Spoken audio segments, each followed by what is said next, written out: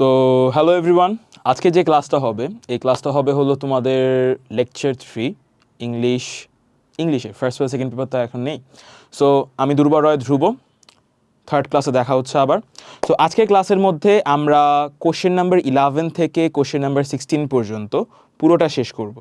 So until now তোমাদের question number 1 থেকে question number 10 পর্যন্ত সব কিছু তোমরা দেখতে পেরেছো, অ্যান্ড এভরিথিং আমরা স্ট্র্যাটেজিক্যালি কীভাবে শেষ করতে হবে, রুলস কীভাবে কী কী বোঝা লাগবে, কোনগুলি ইম্পর্টেন্ট, কীভাবে আমরা কোশ্চেনগুলি সলভ করব, এভরিথিং দেখেছি। সো আজকে ক্লাসের মধ্যে আমাদের থাকবে হলো right form of verbs, changing sentences, punctuation, and এরপরে পুরোটা রাইটিং পার্ট। ওকে, সো ক্লাসটা আমরা দ্রুত শুরু করে ফেলি। এক মিনিট। ওকে, সো ফার্স্টে থাকছে হলো তোমাদের right form of verb. So right form of ভার্বের মধ্যে তোমাদের রিকোয়ার্ড কিছু কিছু রুলস তোমাদের মাথায় থাকা উচিত, অ্যান্ড ওই রুলসগুলি আমরা যখন অন্যান্য কোশ্চেনগুলি সলভ করেছি ওখানের মধ্যে আমি বুঝিয়েছি, আর ওই রুলসগুলি একটু রিক্যাপ আমরা করে নিই। ফার্স্ট অফ অল হলো কি তোমার সাবজেক্ট ভার্ব অ্যাগ্রিমেন্ট। এখন সাবজেক্ট ভার্ব অ্যাগ্রিমেন্টের মধ্যে একেবারে ইজি রুলটা যেটা তোমাদের এখানে সবচেয়ে বেশি ইম্পর্ট্যান্ট হবে ওটা হলো সিঙ্গুলার সাবজেক্টের সাথে আমাদের একটা সিঙ্গুলার ভার্ব বসাতে হবে, প্লুরাল সাবজেক্টের সাথে আমাদের একটা প্লুরাল ভার্ব বসাতে হবে। That's all. সো যদি আমরা এটাকে বোঝা শুরু করি, এখানের মধ্যে তোমরা দেখতে পাচ্ছ কোশ্চেনটা আগে একবার পড়ে নেই। Man dash the maker of his own fortune, right? So এখানের মধ্যে আমরা যদি চিন্তা ভাবনা করি যে এখানের মধ্যে আমরা কোন ভার্বটাকে পুট করতে পারবো, সো ওই হিসাবে আমরা দেখতে পারি যে এখানে একটা অক্সিলারি ভার্ব বলে এখানে একটা মেইন ভার্ব প্রয়োজন না। সো মানুষ নিজেই তার ভাগ্যের কি বলে লাইক মানে নিজের ভাগ্য সে নিজে গড়ে, এরকম একটা বিষয় বোঝাচ্ছে। সো আমরা এখানের মধ্যে কি বলতে পারি, যেমন man is the maker of his own fortune, normally এটাই আসতো, কিন্তু আমরা দেখতে পাচ্ছি এখানে কোনো ইজ নেই। So basically what we can do here is wait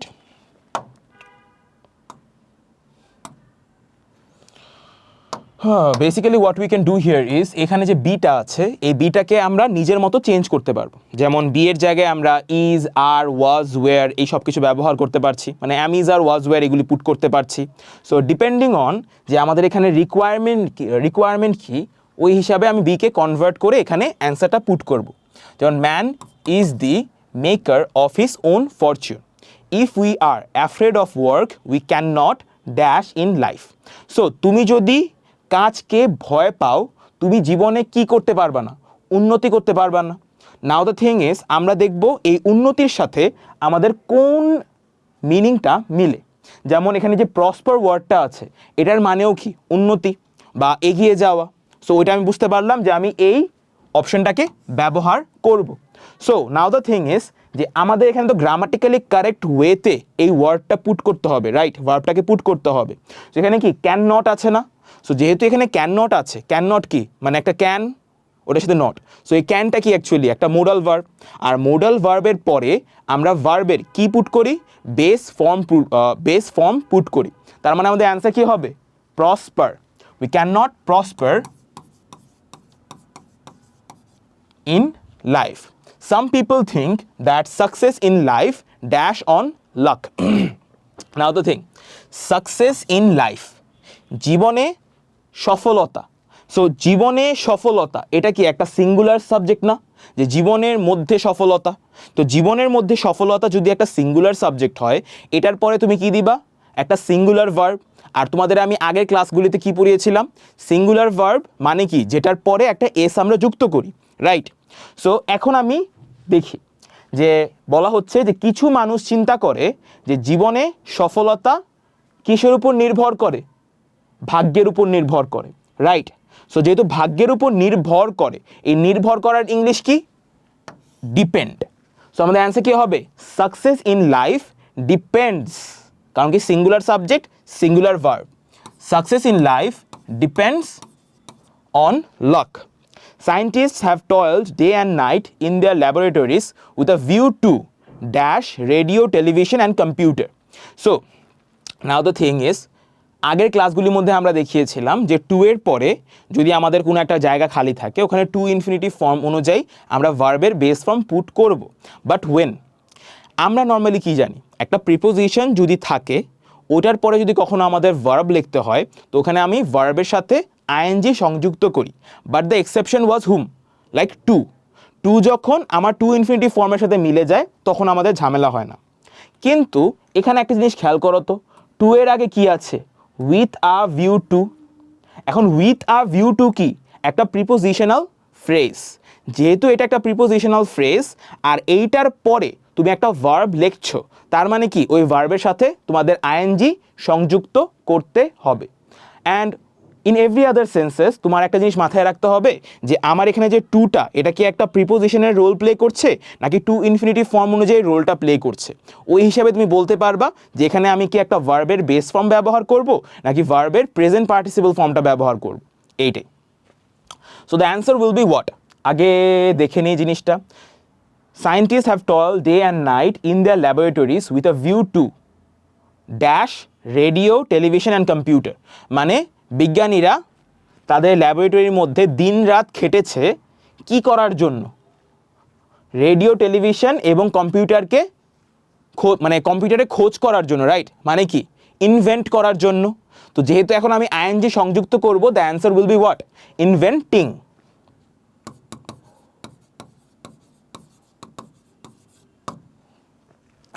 These instruments are dash to the joy of our life.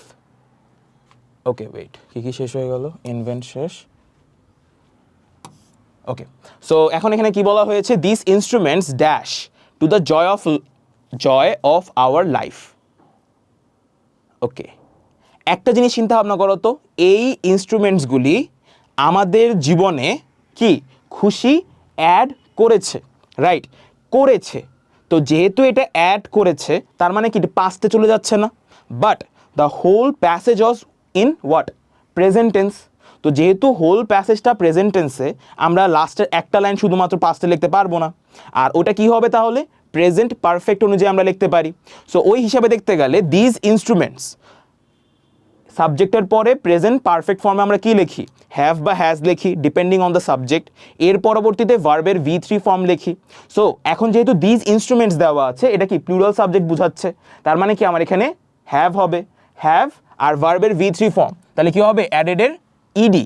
So answer হবে হলো have added to the joy of our life. Okay, so first কোশ্চেনটা আমাদের শেষ হয়ে গেল। So what did we understand? যে first of all we need to understand the whole passage, যে এটা কোন টেন্সে আছে এটা বুঝতে হবে। এর পরবর্তীতে দেখতে হবে যে এখানের মধ্যে কী কী গ্রামাটিক্যাল রুলস আমাদের ফলো করতে হচ্ছে, যেমন সাবস্টিটিউশন টেবিলের ক্ষেত্রে বা অন্যান্য আলাদা আলাদা কোশ্চেনের মধ্যে সেন্টেন্সের স্ট্রাকচারগুলি বোঝা যেরকমভাবে ইম্পর্টেন্ট ছিল, কোনটার পরে কোনটা বসাতে হবে, ওই পার্টিকুলার রুলসগুলি আমরা এখানে ব্যবহার করব। কি? যে কিভাবে কোনটার পরে কোনটা বসছে।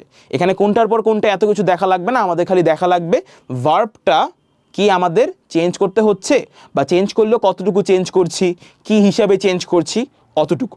ওকে, সো আর আনাদার থিং, এই যে উপরে অপশনসগুলি দেওয়া থাকবে, এই অপশনসগুলির মিনিংগুলি ভালো মতো মুখস্থ থাকতে হবে। জিনিসটা এরকমই যে যত বেশি তুমি ওয়ার্ড জানবা তত বেশি তোমার জন্য কোশ্চেনগুলিকে সলভ করা আরও বেশি ইজি হয়ে যাবে। So remembering the vocabularies is really important. Okay, so নেক্সটে চলে যাই আমরা। এখানে দেওয়া আছে যে কন্ট্রিবিউট আর flee take get, right? So এখানে মধ্যে বলা হচ্ছে today we dash a free nation. So আজকে আমরা একটি কি স্বাধীন দেশ। তো এখন যেহেতু আমরা আজকে একটি স্বাধীন দেশ এরকম বলছে, তার মানে কি আমাদের এখানের মধ্যে একটা মেইন ভার্ব দিতে হবে, যেটা একটা অক্সিলারি ফর্মের হতে হবে। তার মানে কি এখানে অলরেডি আর দেওয়া আছে। So we are a free nation, we had to take great pains to gain freedom, our war of liberation dash place in 1971। একটা জিনিস খেয়াল করো, ফার্স্ট সেন্টেন্সটা কি ছিল? প্রেজেন্ট টেন্সে ছিল, বাট এরপর থেকে কি আমি পাস্টে চলে যাচ্ছি না, যে আগের কথাবার্তা বলছি, 1971 সালে কথাবার্তা বলছি। What does it mean? It means যে তুমি একটা জিনিস দিয়ে শুরু করেছো, but the other sentences will be what? Past tense. So এখন যদি দেখি যে বলা হচ্ছে যে আমাদের অনেক কষ্ট করতে হয়েছিল আমাদের আগে অনেক কষ্ট করতে হয়েছিল এই স্বাধীনতাকে অর্জন করার জন্য। গেইন মানে কি অর্জন করা। So our war of liberation dash place in 1971, মানে আমাদের যে স্বাধীনতার যুদ্ধটি এটি 1971 সালে ঘটেছিল। সো যেহেতু ঘটেছিল এটার মানে কি, ঘটেছিল এর ইংলিশ ওই ফ্রেজ হিসেবে আমরা কোনটাকে ব্যবহার করি, টেক প্লেস। এখন যেহেতু আমাদের এটাকে পাস্ট টেন্সে কনভার্ট করতে হবে তাহলে আমাদের টেককে কি বানিয়ে দিতে হবে, টুক বানিয়ে দিতে হবে। So the answer will be our war of liberation took place in 1971. People of all walks of life came forward and dash involved in the war directly or indirectly, মানে সব ধরনের মানুষ এগিয়ে এসেছিল এবং কি তারা ইনভলভড হয়েছিল কাদের সাথে, তোমার ওয়ারের সাথে ডিরেক্টলি বা ইনডিরেক্টলি, রাইট। সো ওই হিসেবে যদি দেখতে যাই তাহলে আমাদের এখানে কি হবে, ইনভলভড হয়েছিল। সো এগেন আমার এখানের মধ্যে একটা পাস লাগবে। সো গেট ইনভলভ হবে আমাদের কি বলে প্রেজেন্ট টেন্স অনুযায়ী, তো এটাকে গেটকে যদি আমি বলি গট ইনভলভড তাহলে হবে পাস্ট অনুযায়ী। Many a man was killed in the battlefield. They dash from the battlefield, rather all of them dash to achieving independence. So আমাদের এখানের মধ্যে গেট শেষ, টেক শেষ, আর শেষ। সো অনেক মানুষজনকে মেরে ফেলা হয়েছিল ওই ব্যাটেলফিল্ডে। They dash from the battlefield, rather all of them dash to achieving independence. So এখন দেখো আমাদের অপশন বাকি আছে ফ্লি আর কন্ট্রিবিউট। সো এখানে বলছে they dash from the battlefield. So from the battlefield মানে ব্যাটেলফিল্ড থেকে। এখন তুমি দুইটা অপশনকে যদি মিলাতে যাও, ফ্লি মানে কি পালিয়ে যাওয়া, আর কন্ট্রিবিউট মানে কি অবদান রাখা। সো আমাদের যে ফ্রিডম ফাইটার্সগুলি ছিল তারা কি পালিয়ে গিয়েছিল নাকি অবদান রেখেছিল? অবভিয়াসলি অবদান রেখেছিল। সো তুমি কি ব্যাটেলফিল্ড থেকে পালিয়ে যাও, তার মানে কি ফ্রম দ্য ব্যাটেলফিল্ড বললে তাহলে এটার সাথে ফ্লি আমাদের ম্যাচ করতে হবে। সো যেহেতু আমাদের ফ্রিডম ফাইটার্সগুলি পালিয়ে যায় নাই, we can say they didn't flea.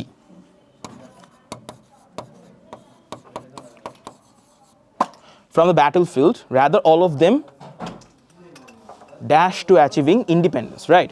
So now the only option we have is contribute. So ওই হিসেবে দেখতে গেলে rather all of them dash to achieving independence. So the answer will be what? Contributed. So contributed to achieving independence. Done. So the second one is also done. আমরা চলে যাই question number 12 এ। So question number 12 বলে গেল, third number question. So education is dash the best weapon to fight against poverty, right? Education is dash the best weapon to fight against poverty. এখন একটা জিনিস খেয়াল করো, ওকে, একটা জিনিস সবসময় মাথায় রাখবা। সো আমাদের যে সেন্টেন্সগুলি থাকে ওই সেন্টেন্সগুলিকে যখন আমরা ফর্ম করি তখন আমাদের মাথায় কি রাখতে হবে, যে সেন্টেন্সের যে সাবজেক্টটা আছে ওই সাবজেক্টের উপরে কি কোনো কাজ করা হচ্ছে নাকি সাবজেক্ট নিজে কোনো কাজ করছে। You have to remember that. যদি কখনো দেখো যে সাবজেক্টের উপরে কাজ করা হচ্ছে, that means the whole sentence is in what, passive voice. মানে আর যদি কখনো দেখো যে সাবজেক্ট নিজে কোনো কাজ করছে তখন বুঝবা ওই সেন্টেন্সটা কি তোমার অ্যাক্টিভ ভয়েসে আছে। সো ওই হিসেবে দেখতে গেলে এখানে কি বলা হচ্ছে, এডুকেশন হলো best weapon to fight against poverty. মানে এডুকেশনকে এখন যদি অ্যান্সার হিসেবে দেখতে চাই এটার মধ্যে কনসিডারটা বসাতে হবে। বাট কেন বসাবো, এডুকেশনকে ধরা হয় best weapon against poverty, right. তাহলে কি এডুকেশন যেটা আমার একটা সাবজেক্ট এটার উপরে কাজ করা হচ্ছে না, যে ওইটাকে আমি ধরে তারপর কাজ করছি, তার মানে কি এটাকে আমার প্যাসিভ সেন্সে অ্যান্সার করতে হবে। আর সবসময় মাথায় রাখবা প্যাসিভ সেন্সে যদি অ্যান্সার করতে হয় তাহলে অক্সিলারি ভার্বের পরে ভার্বটা যেটা থাকবে ওই ভার্বটাকে মানে মেন ভার্ব যেটা থাকবে ওটাকে তুমি V3 ফর্মে লিখবা। Okay, so the answer will be what, এডুকেশনকে ধরে নেওয়া হয়। সো কনসিডারের V3 ফর্ম হবে কনসিডার্ড।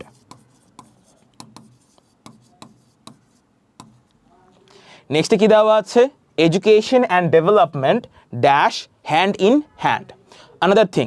সো এখানে এডুকেশন অ্যান্ড ডেভেলপমেন্ট মানে শিক্ষা এবং উন্নতি, রাইট? তো শিক্ষা এবং উন্নতি যেহেতু দুইটাই বলা হচ্ছে, what does it mean? It means যে আমার এখানে মধ্যে সিঙ্গুলার সাবজেক্ট না, এখানে আমার প্লুরাল সাবজেক্ট নিয়ে কথাবার্তা বলতে হবে। যেহেতু প্লুরাল সাবজেক্ট নিয়ে কথাবার্তা বলতে হবে, তার মানে কি আমার প্লুরাল ভার্ব নিয়েও কথাবার্তা বলতে হবে, মানে কথাবার্তা কি প্লুরাল ভার্বও বসবে। এখন দুইটা পার্টিকুলারলি আলাদা আলাদা থাকলে সিঙ্গুলার বলতাম, কিন্তু দুটো একসাথে দেওয়ার কারণে আমাদের প্লুরাল সাবজেক্ট হয়ে যাচ্ছে। সো ওই হিসেবে দেখতে গেলে এডুকেশন অ্যান্ড ডেভেলপমেন্ট হাতে হাতে যায়, মানে তারা ইন্টার রিলেটেড এরকম বোঝাচ্ছে, এরকমভাবে যে তারা একে অপরের উপর নির্ভরশীল, হ্যান্ড ইন হ্যান্ড।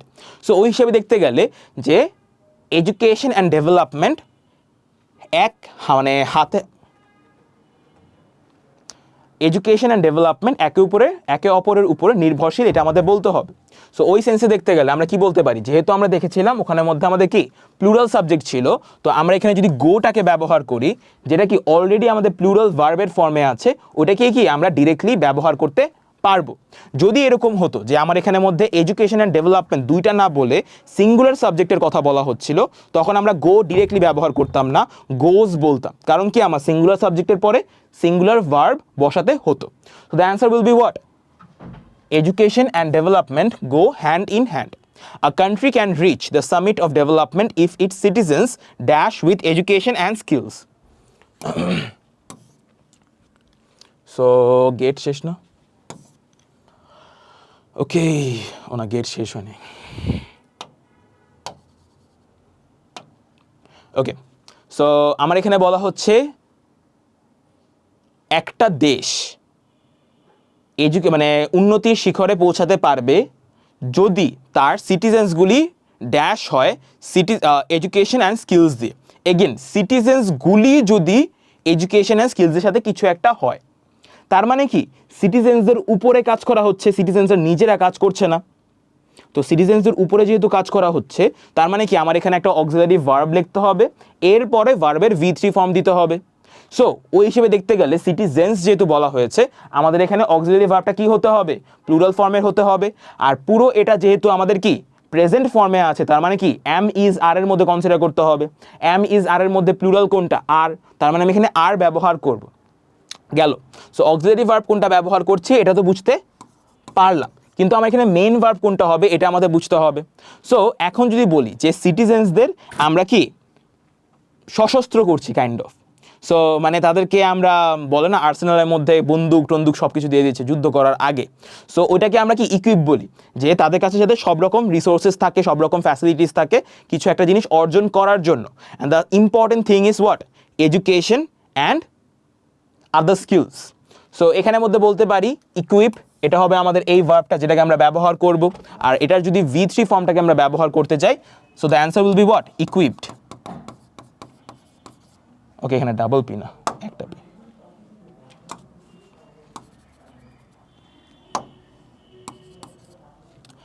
নেক্সটে দেওয়া আছে realising the fact our present government has dash primary education free. Okay wait, again যে রিয়েলাইজিং দ্য ফ্যাক্ট মানে ফ্যাক্টটা বুঝার পরে আমাদের যে বর্তমান সরকার আছে হ্যাজ ড্যাশ। সো যেহেতু আমরা এখানের মধ্যে অলরেডি দেখতে পারতেছি যে আমাদের এই পুরো প্যাসেজটা কি প্রেজেন্ট ফর্মে আছে, আর এখানের মধ্যে আমাদের হ্যাজ দেওয়া আছে, হ্যাজের পরে একটা গ্যাপ, ওখানের মধ্যে আমাদের একটা ভার্ব ইনপুট দিতে হবে। তার মানে কি ওই সেন্টেন্সটাকে আমাদের প্রেজেন্ট পারফেক্ট ফর্মে লিখতে হবে। যেহেতু প্রেজেন্ট পারফেক্ট ফর্মে লিখতে হবে, তার মানে কি আমার এখানে হ্যাজের পরে ভার্বটা যেটা হবে ওটা ভার্বের V3 ফর্মে লিখতে হবে। এতটুকু বুঝতে পারলাম। So our present government has dash primary education free. তারা কি প্রাইমারি এডুকেশনকে ফ্রি করে দিয়েছে। সো হ্যাজ মেড, অ্যান্সার কি হবে? Has made. এখানে মেক দেওয়া ছিল, এটার ভার্বের V3 ফর্ম অনুযায়ী has made primary education free. Today a large number of talented students are dash scholarship. এখন বা আজকে অনেক বেশি পরিমাণে ট্যালেন্টেড মানুষজন কি স্কলারশিপ পাচ্ছে, যেহেতু আজকের কথা বলছে। কিপ দিস ইন মাইন্ড, যখন দেখবা যে টুডে বা বর্তমানে কিছু একটা গতিশীল অবস্থায় আছে এরকম বুঝাচ্ছে, মানে বর্তমানে এমন একটা কাজ হচ্ছে যেটা চলতি অবস্থায় আছে, তখনই কি তুমি ভার্বের সাথে ING সংযুক্ত করে দিবা।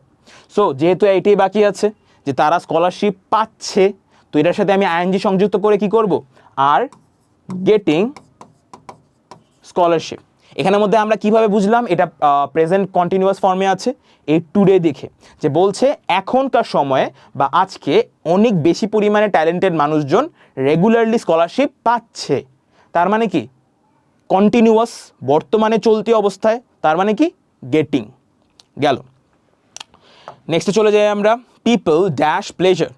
ও এটা লাস্ট কোয়েশ্চেন না? হ্যাঁ। So people dash pleasure in reading books. It is a good habit. So এখন যদি দেখতে যাই, people বলতে গেলে কি একটা মানুষকে বোঝায় নাকি অনেক মানুষকে বোঝায়? অবভিয়াসলি অনেক মানুষকে বোঝায়। তো the answer will be what, people plural subject, তো আমাদের লাগবে হলো একটা প্লুরাল ভার্ব। সো মানুষজন পায় সুখ পায় যখন তারা বই পড়ে। এখন পাওয়ার ইংলিশ কি, get. So people get pleasure in reading books, কারণ কি প্লুরাল সাবজেক্টের সাথে প্লুরাল ভার্ব। গেল। It is a good habit, the pleasure of reading dash the mind. So the pleasure of reading dash the mind. So এই জিনিসটা বুঝো, the pleasure of reading মানে কি, পড়ার মাধ্যমে তুমি যেই সুখটা পাও। এখন পড়ার মাধ্যমে যে সুখটা পাচ্ছ এটা কি সিঙ্গুলার নাকি প্লুরাল? Obviously singular. সো যেহেতু এটা একটা সিঙ্গুলার ভার্ব, মানে সিঙ্গুলার সাবজেক্ট, এটার পরে যে তুমি যে ভার্বটা লিখবা, what will it be? Obviously singular verb. So তুমি যে পড়ার মাধ্যমে সুখটা পাও ওটা কি তোমার মস্তিষ্ককে আরও বেশি উন্নত করে। এখন আমাদের দেখতে হবে কোন অ্যান্সারটা এখানের মধ্যে উন্নতর সাথে মিলে, সো মানে কোন অপশনটা অ্যাকচুয়ালি। সো এখানের মধ্যে যেহেতু গেট অলরেডি আমাদের শেষ, লিভ মানে ছেড়ে দেওয়া, ট্রাভেল মানে ভ্রমণ করা, প্রোভাইড মানে কোনো কিছু দেওয়া, ইনরিচ মানে হলো উন্নত করা। সো আমরা বলতে পারছি the pleasure of reading enriches the mind. Books are man's best companions, friends may dash us. So again normally এখানে ফ্রেন্ডস দেওয়া ছিল, কিন্তু প্লুরাল ফর্মে থাকার কারণে আমার প্লুরাল ভার্ব দেওয়া হতো ইউজ করতাম হলে, বাট যেহেতু এখানে মে দেওয়া আছে, সো যেহেতু মে দেওয়া আছে, মেয়ের পরে আমাদের কি দিতে হবে, মে একটা মোডাল, তো এরপরে আমাদের ভার্বের বেস ফর্ম ব্যবহার করতে হবে। So the answer will B কি, বন্ধু বান্ধব হতে পারে তোমাকে ছেড়ে চলে যাবে, বাট বইগুলি ছেড়ে যাবে না। সো ছেড়ে চলে যাওয়ার ইংলিশ কি, leave. So the answer will be leave. But books never. Books teach us many good lessons. It also dash us vast knowledge. So leave shesh. Okay. So books let us teach us many good lessons. It also dash us vast knowledge. Okay. গরম হতেছে।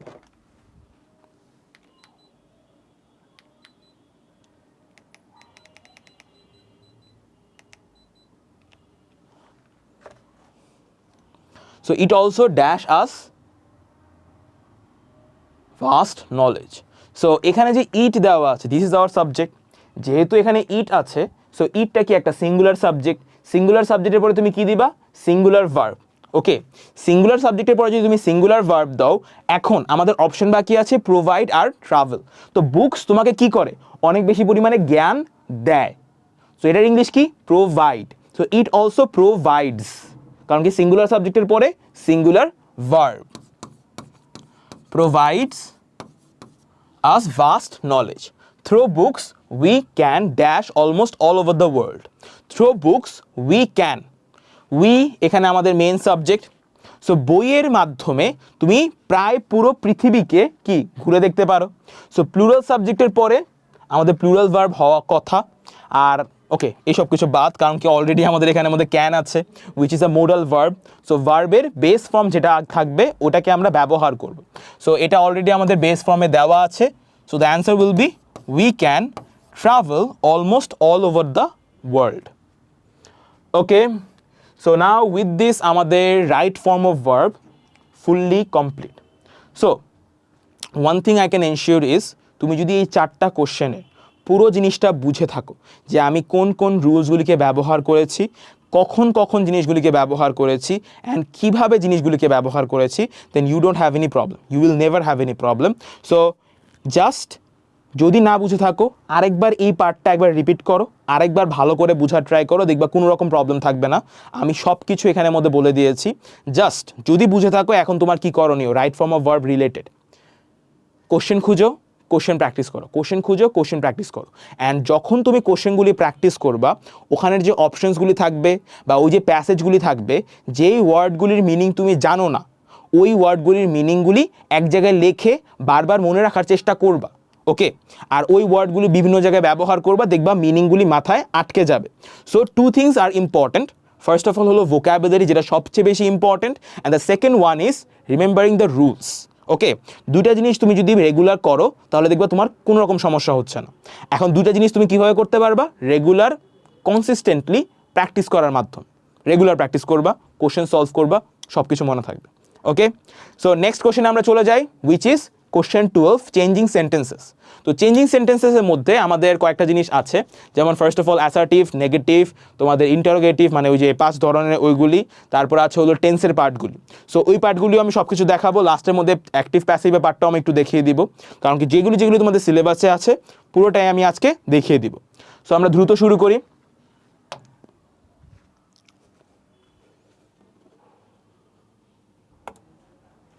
So এখানের মধ্যে তুমি যদি দেখো, first of all আমরা assertive to negative, negative two assertive, যেগুলি যেগুলি তোমাদের ইম্পর্টেন্ট রুলস ওইগুলি আগে দেখিয়ে দিই। ফার্স্ট অফ অল এখানের মধ্যে কোশ্চেন ওয়াইজ দেখো, একটা জিনিস পড়ার অনেক রকমের ওয়ে থাকতে পারে, বাট দ্য মেন ওয়ে যেটা আমি অনেক পছন্দ করি ওটা হলো কোশ্চেন সলভ করার মাধ্যমে ইম্পর্টেন্ট রুলসগুলি বুঝে নেওয়া। সো আমরা এখানের মধ্যে প্রত্যেকটা কোশ্চেন সলভ করার মাধ্যমে যেই রুলসগুলি তোমাদের জন্য অনেক বেশি ইম্পর্টেন্ট, প্র্যাকটিসের মাধ্যমে সব কিছু শিখে ফেলবো। সো এখানের মধ্যে দেখো কি বলা হয়েছে, only he can do the some. So এখানের মধ্যে যেহেতু অনলি দেওয়া আছে, we need to remember something. যখনই তুমি দেখবা একটা অ্যাসার্টিভ সেন্টেন্স দেওয়া আছে, ওই অ্যাসার্টিভ সেন্টেন্সের মধ্যে অনলি বা অ্যালোন প্রোভাইড করা আছে, তখন ওইটার মধ্যে তুমি none but, nothing but, not more than এগুলি ব্যবহার করবা, ডিপেন্ডিং তোমার সাবজেক্ট কি, একটা অবজেক্ট মানে সাবজেক্ট কি একটা বস্তু, নাকি তোমার সাবজেক্ট একটা লিভিং থিং, এই বিষয়গুলিকে নিয়ে। সো আমরা ওইরকমভাবে সলভ করে করে দেখাই। যেমন যেহেতু আমার এখানে বলা হয়েছে শুধুমাত্র ওই এই সামটা করতে পারবে, তার মানে কি আমার সাবজেক্ট হলো হি, হি কি একটা living thing. So the answer will be what, none but he can do the some, none but he can do the sum. The one thing we need is যে অ্যাসার্টিভ সেন্টেন্স যেটা দেওয়া থাকবে ওইটার মিনিংটাকে change করা ছাড়া আমরা সেন্টেন্সটাকে negative করছি। আমরা যদি সেন্টেন্সটাকে নেগেটিভ করার টাইমে অ্যাসার্টিভ সেন্টেন্সের মিনিংটা উল্টে যায়, then the answer will be wrong. Okay, এটা করা যাবে না, মিনিংটাকে সেম রাখতে হবে আমাদের। So Allah can alone save us from danger. So again আমি বলেছিলাম অনলি বা অ্যালোন দেখলে আমরা এরকমভাবে নান বাট, নাথিং বাট ব্যবহার করব, right. So as we can see যে আমাদের এখানের মধ্যে অ্যালোন দেওয়া আছে, সো আর এখানের মধ্যে একজন ই আছে, সো আমাদের অ্যান্সার কী হবে, none but Allah can save us from danger. Okay, পুরো জিনিসটা দেখবা সেম ভাবেই আছে, জাস্ট অ্যালোন আর অনলি দেখলে ওগুলিকে কেটে নিজের জায়গা থেকে কেটে জাস্ট স্টার্টিংয়ের দিকে আমরা নাম্বারটা লাগিয়ে দিব, বাকি পুরো সেন্টেন্সটাই কি আমাদের সেম থাকবে, we don't have to touch that. Okay, next কোশ্চেনে যদি চলে যাই, I have only some rice in my house. তার মানে কি I have only some rice, এটাকে কি বস্তু হিসেবে বলা যায় না। So I have nothing but some rice in my house. So ওই হিসেবে আমি অ্যান্সারটা করতে পারছি। সো আমাদের অ্যান্সার কী হবে, I have nothing but some rice in my house. My uncle was only 20. Now the thing, যখন আমরা দেখব অনলির পরে যেটা দেওয়া আছে এটা কি একটা নিউমেরিক্যাল কোনো কিছু, সো আমরা কি ব্যবহার করব, not more than, not less than, ওইরকমভাবে। So not more than, not less than যে কোনো একটা ব্যবহার করতে পারবা, আমরা এখানে নট মোর দেনই ব্যবহার করি। সো অ্যান্সার কি হবে, মাই আঙ্কেল ওয়াজ অনলি, অনলিটা কেটে এটার জায়গায় আমি কি লিখবো, not more than, my uncle was not more than 20, done. So এই পার্টটা আমাদের শেষ হয়ে গেল, আমরা চলে যাই নেক্সট পেজে। নেক্সট পেজে কি দেওয়া আছে দেখো, I have to do the work. So ওই হিসাবে যদি দেখতে যাই তাহলে আমাদের এখানে কি হবে, so as we can see here, এখানের মধ্যে আমাদের আগেরগুলির মধ্যে তো আমরা কি বলা যায় ওই রুলসগুলিকে, অ্যাসার্টিভ নেগেটিভের পার্টগুলি দেখালাম। Oh another thing, keep this in mind, যেমন এই জায়গার মধ্যে আমরা কি দেখেছিলাম, Allah can alone save us from danger. So normally যদি কখনো দেখো যে এখানে অ্যালোন দেখার কারণে আমি নান বাট বসিয়েছি, রাইট, অ্যাসার্টিভ টু নেগেটিভ এটা। তো তোমাকে যদি আমি কখনো বলি এই নেগেটিভ সেন্টেন্সটাকে তুমি অ্যাসার্টিভে কনভার্ট করো, তখন কি করবা, তুমি নান বাটটা কেটে জাস্ট লিখবা Allah can only save us from danger, or Allah can alone save us from danger. ঠিক আছে, both works.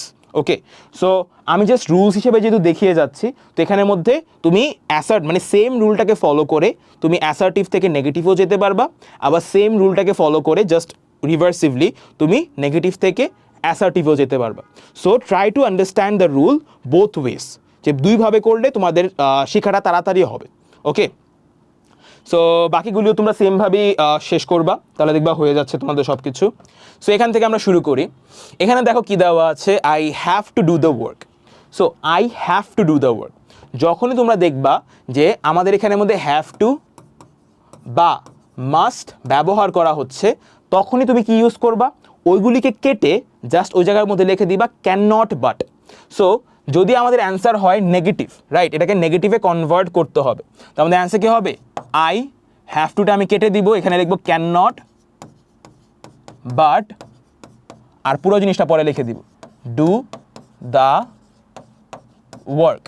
In the same way যদি কখনো দেখো একটা নেগেটিভ সেন্টেন্স তোমার কাছে প্রোভাইড করা আছে, I can not but do the work, তখন এটাকে অ্যাসার্টিভে কনভার্ট করার জন্য জাস্ট ক্যান নট বাটটাকে কেটে তুমি ওখানে হ্যাভ টু বসিয়ে দিবা বা মাস্ট বসিয়ে দিবা, বোথ ওয়ার্কস।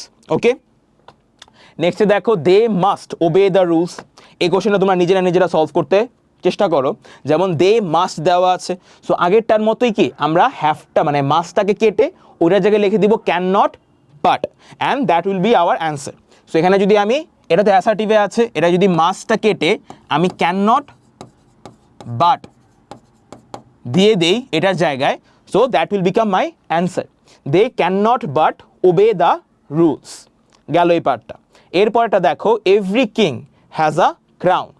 সো এটা আরেকটা রুল কি, যখনই তুমি কোনো একটা অ্যাসার্টিভ সেন্টেন্সের মধ্যে খেয়াল করবা যে এভরি ওয়ার্ডটা আছে, তখনই তোমাদের এখানে আসবে ইউজ করতে হবে কোনটা, there is dot dot dot who বা but.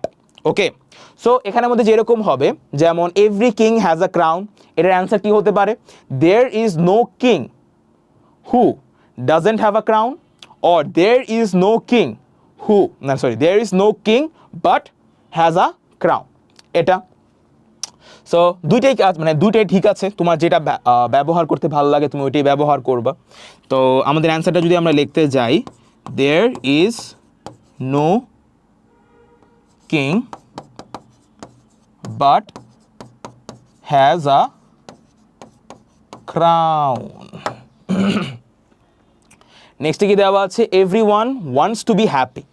So everyone wants to be happy, again আমরা সেম রুলটাই ফলো করবো, and the answer will become what, there is no, এভরিটা কেটে আমরা দেয়ার ইজ নো দিচ্ছি, দেয়ার ইজ নো এভরি কেটে কাটার পরে এরপরে ওয়ান লিখলাম, there is no one but wants to be happy, বা there is no one who doesn't wants to be happy, both are correct. Okay, so এখানের মধ্যে এভরি কেটে আমরা লিখে দিব দেয়ার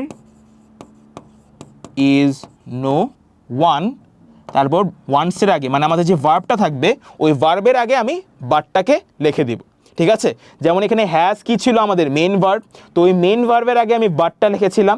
সেমভাবে আমাদের ওয়ান্টস কি, এখানে আমাদের মেন ভার্ব, তো এটার আগে আমাদের বাটটা লিখে দিব, গেল। সো আমাদের এই রুলসগুলিও শেষ হয়ে গেল। লাস্টে বাকি আছে হলো অ্যাজ সুন অ্যাজ এর রুলটা। সো এই যে যখনই তুমি দেখবা অ্যাজ সুন অ্যাজ ব্যবহার করা হচ্ছে একটা পার্টিকুলার অ্যাসার্টিভ সেন্টেন্সের মধ্যে, অলওয়েজ ডু দিস থিং, যে ওইটার মধ্যে তুমি কি করবা জানো, নো সুনার হ্যাড ব্যবহার করবা, নো সুনার হ্যাড ব্যবহার করবা।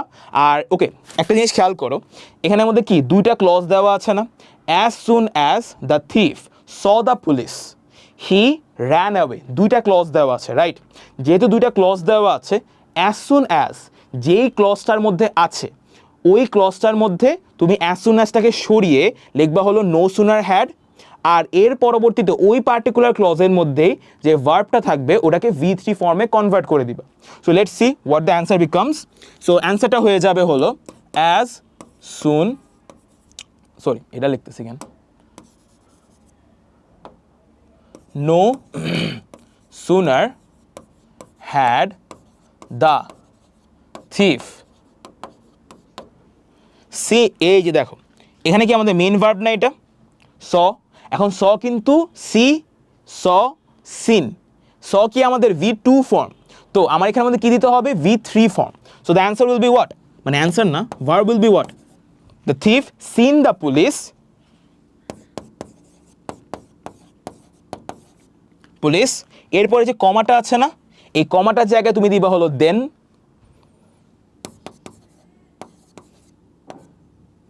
he ran away. Okay, so our answer becomes no sooner had the thief seen the police, কমাটা সরিয়ে দিয়ে then he ran away. The answer becomes this. So আমাদের এই পার্টটাও শেষ হয়ে গেল, আমরা চলে যাই নেক্সট পার্টে।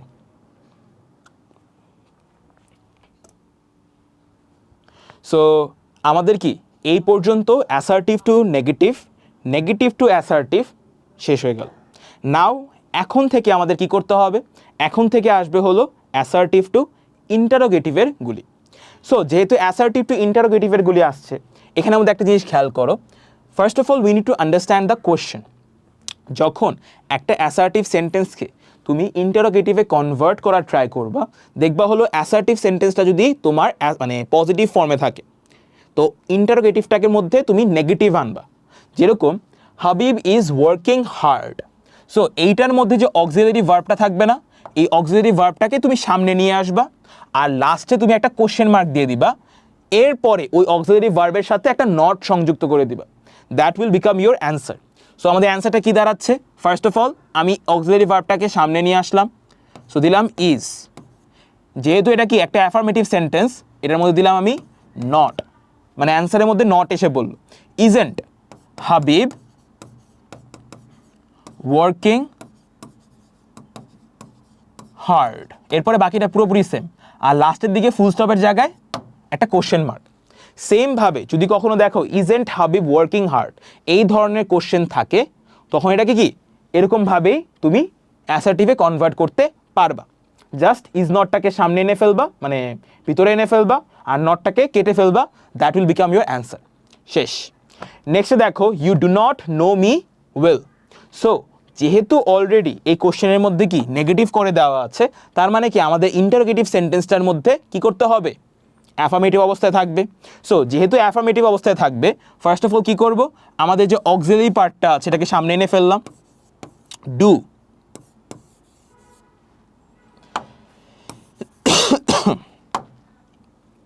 ডু, তারপর ইউ, তারপর কি নটটা তো কেটে ফেলবো, অ্যাফার্মেটিভ হয়ে যাবে, এই জন্য do you know me well.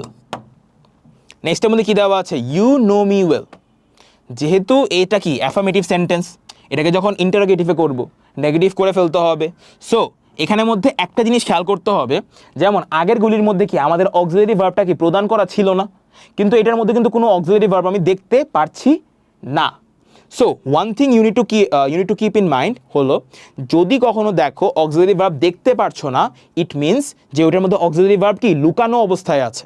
So ওই টাইম পিরিয়ডে আমাদের একটা জিনিস মাথায় রাখতে হবে, লুকানো অবস্থায় যে অক্সিলারি ভার্বগুলি থাকে ওগুলি মোস্টলি হয় হলো do, does, did. So do, does, ডিডের মধ্যে কোনটা এখানে বসবে এটা হলো important. So you know me well, এটা কি প্রেজেন্ট না, প্রেজেন্ট ফর্মে। তো প্রেজেন্ট ফর্মের মধ্যে আমরা ডু বা ডাজ ব্যবহার করি, আর পাস্ট ফর্মে আমরা মধ্যে কি ব্যবহার করি, আমাদের ডিড ব্যবহার করি। যেহেতু প্রেজেন্ট ফর্ম তাহলে আমাদের অপশন কমে আসলো ডু আর ডাজের মধ্যে। এখন আমাদের দেখতে হবে যে আমাদের ডাজ কখন ব্যবহার করি, যখনই আমাদের সাবজেক্ট থার্ড পারসন সিঙ্গুলার হয়ে যায়, অনলি অ্যাট দ্যাট টাইম আমরা কি ব্যবহার করি, ডাজ ব্যবহার করি। ফর এভরি আদার কেস আমরা ডু ব্যবহার করব, ঠিক আছে। সো এই জন্য যেহেতু দেখতে পাচ্ছি ইউ দেওয়া আছে সেকেন্ড পারসন, তার মানে কি আমাদের এখানে ডু ব্যবহার করতে হবে। So the answer will be what, do. Affirmative ছিল, দিলাম নট, ডু নট। আর মানে এখানের মধ্যে অবভিয়াসলি তোমাদের যে অ্যাব্রিভিয়েটেড ফর্মগুলি ব্যবহার করবা।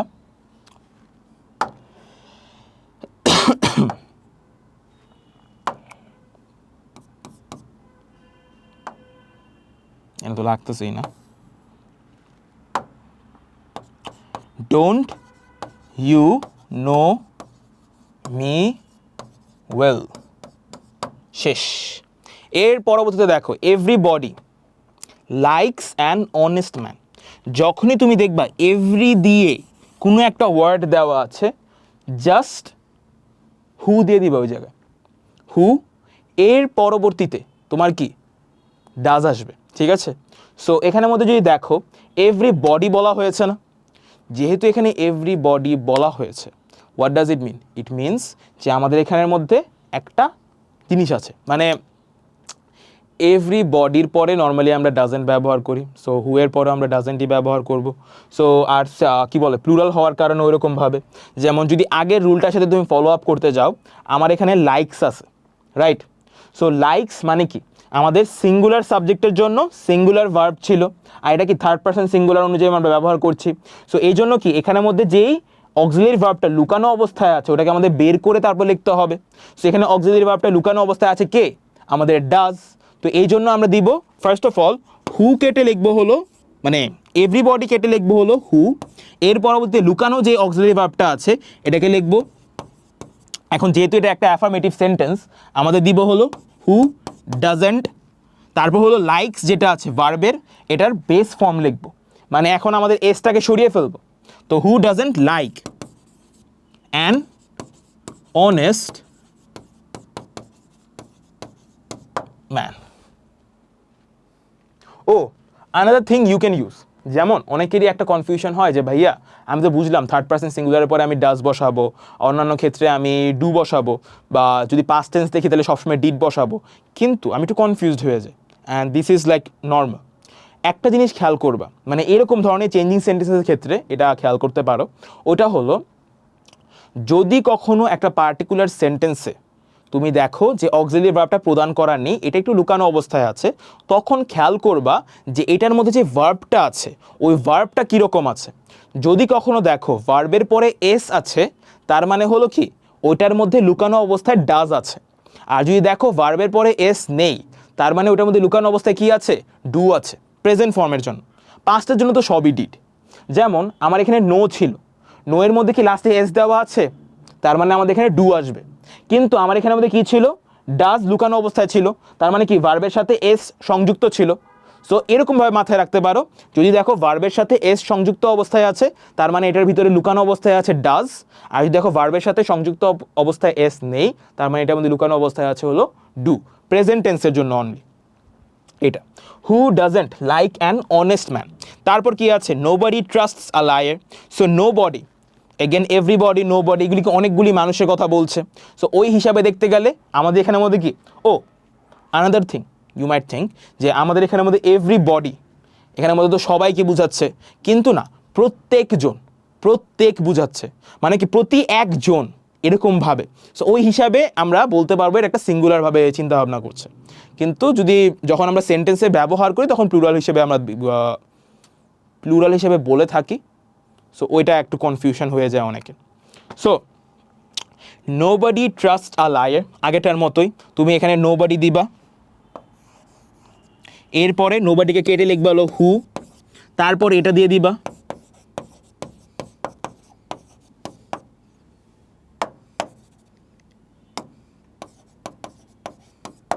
শেষ, তারপর answer. Who doesn't like an honest man who trusts a liar. শেষ আমাদের অ্যান্সার। যেহেতু আমাদের এই পার্টগুলি শেষ, আমরা চলে যাই নেক্সট স্লাইডে। নেক্সট স্লাইডে দেওয়া আছে কি, সো এখন যদি দেখো, যেমন এই জায়গার পার্টগুলো যেগুলো দেওয়া আছে, Rupam is talking to the girl.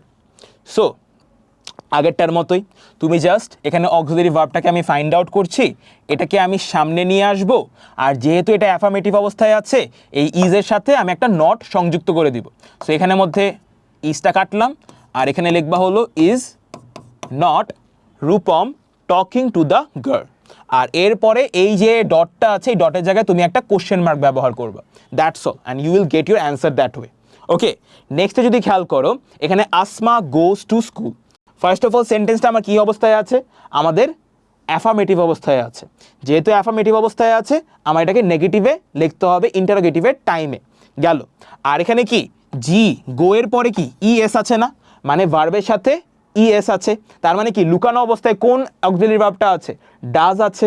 তো আমি এখান থেকে লুকানো অবস্থায় থেকে যেটা আছে ওটাকে বের করে আনলাম, আর এখানে লিখে দিব হলো ডাজেন্ট। ডাজেন্ট আসমা, আর গোয়ের পরে যে ইএসটা আছে এটাকে কেটে দিব, ঠিক আছে। So doesn't Asma go to school, এরপরে ফুল স্টপের জায়গায় একটা কোশ্চেন মার্ক দিয়ে দিব, and this will become our answer. শেষ। সো এই পর্যন্ত যতগুলি রুলস গেল, এগুলি ছিল তোমাদের অ্যাসার্টিভ থেকে ইন্টারোগেটিভ, আর ওইগুলির উল্টা রুলগুলি ফলো করলে তুমি ইন্টারোগেটিভ থেকে অ্যাসার্টিভেও কনভার্ট করতে পারবা।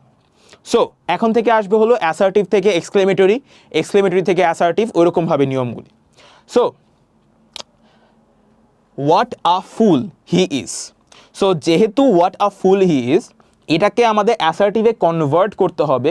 সো নর্মালি একটা অ্যাসার্টিভ সেন্টেন্সের রেগুলার স্ট্রাকচার কী হয়, ফার্স্টে একটা সাবজেক্ট থাকে, এরপর একটা ভার্ব থাকে, এরপরে আমাদের অবজেক্ট হয়, right. So first of all we need to find out which of this are is our subject, right.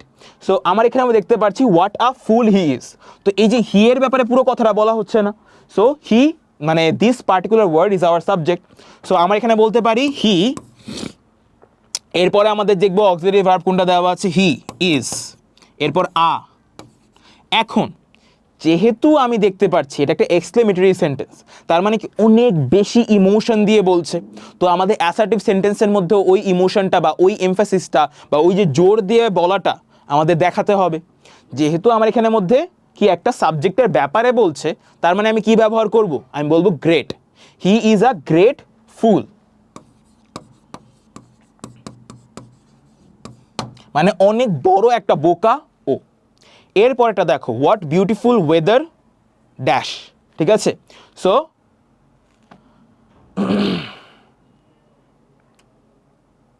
একটা কাজ করতে পারো, what beautiful weather, right. So আমার ওয়েদারের ব্যাপারে কথাবার্তা বলা হচ্ছে, সো আমি বলতে পারি ওয়েদার। আর যেহেতু এখানের মধ্যে আর কিছু বলা নাই, বাট তোমাদের তো সেন্টেন্সের স্ট্রাকচারটাকে মেলাতে হবে, we need a auxiliary verb, we need a main verb, এরকমভাবে। সো আমাদের মেইন ভার্ব হিসেবে দিতে পারি, যেহেতু বলছে হোয়াট বিউটিফুল ওয়েদার, মানে ওয়েদারটা কত সুন্দর, তাহলে আমি বলতে পারি ওয়েদার অনেক সুন্দর। এখন ওয়েদার অনেক সুন্দর, এখানের মধ্যে কি ওয়েদার ইজ ভেরি বিউটিফুল এরকম হওয়া উচিত, বা the weather is very beautiful.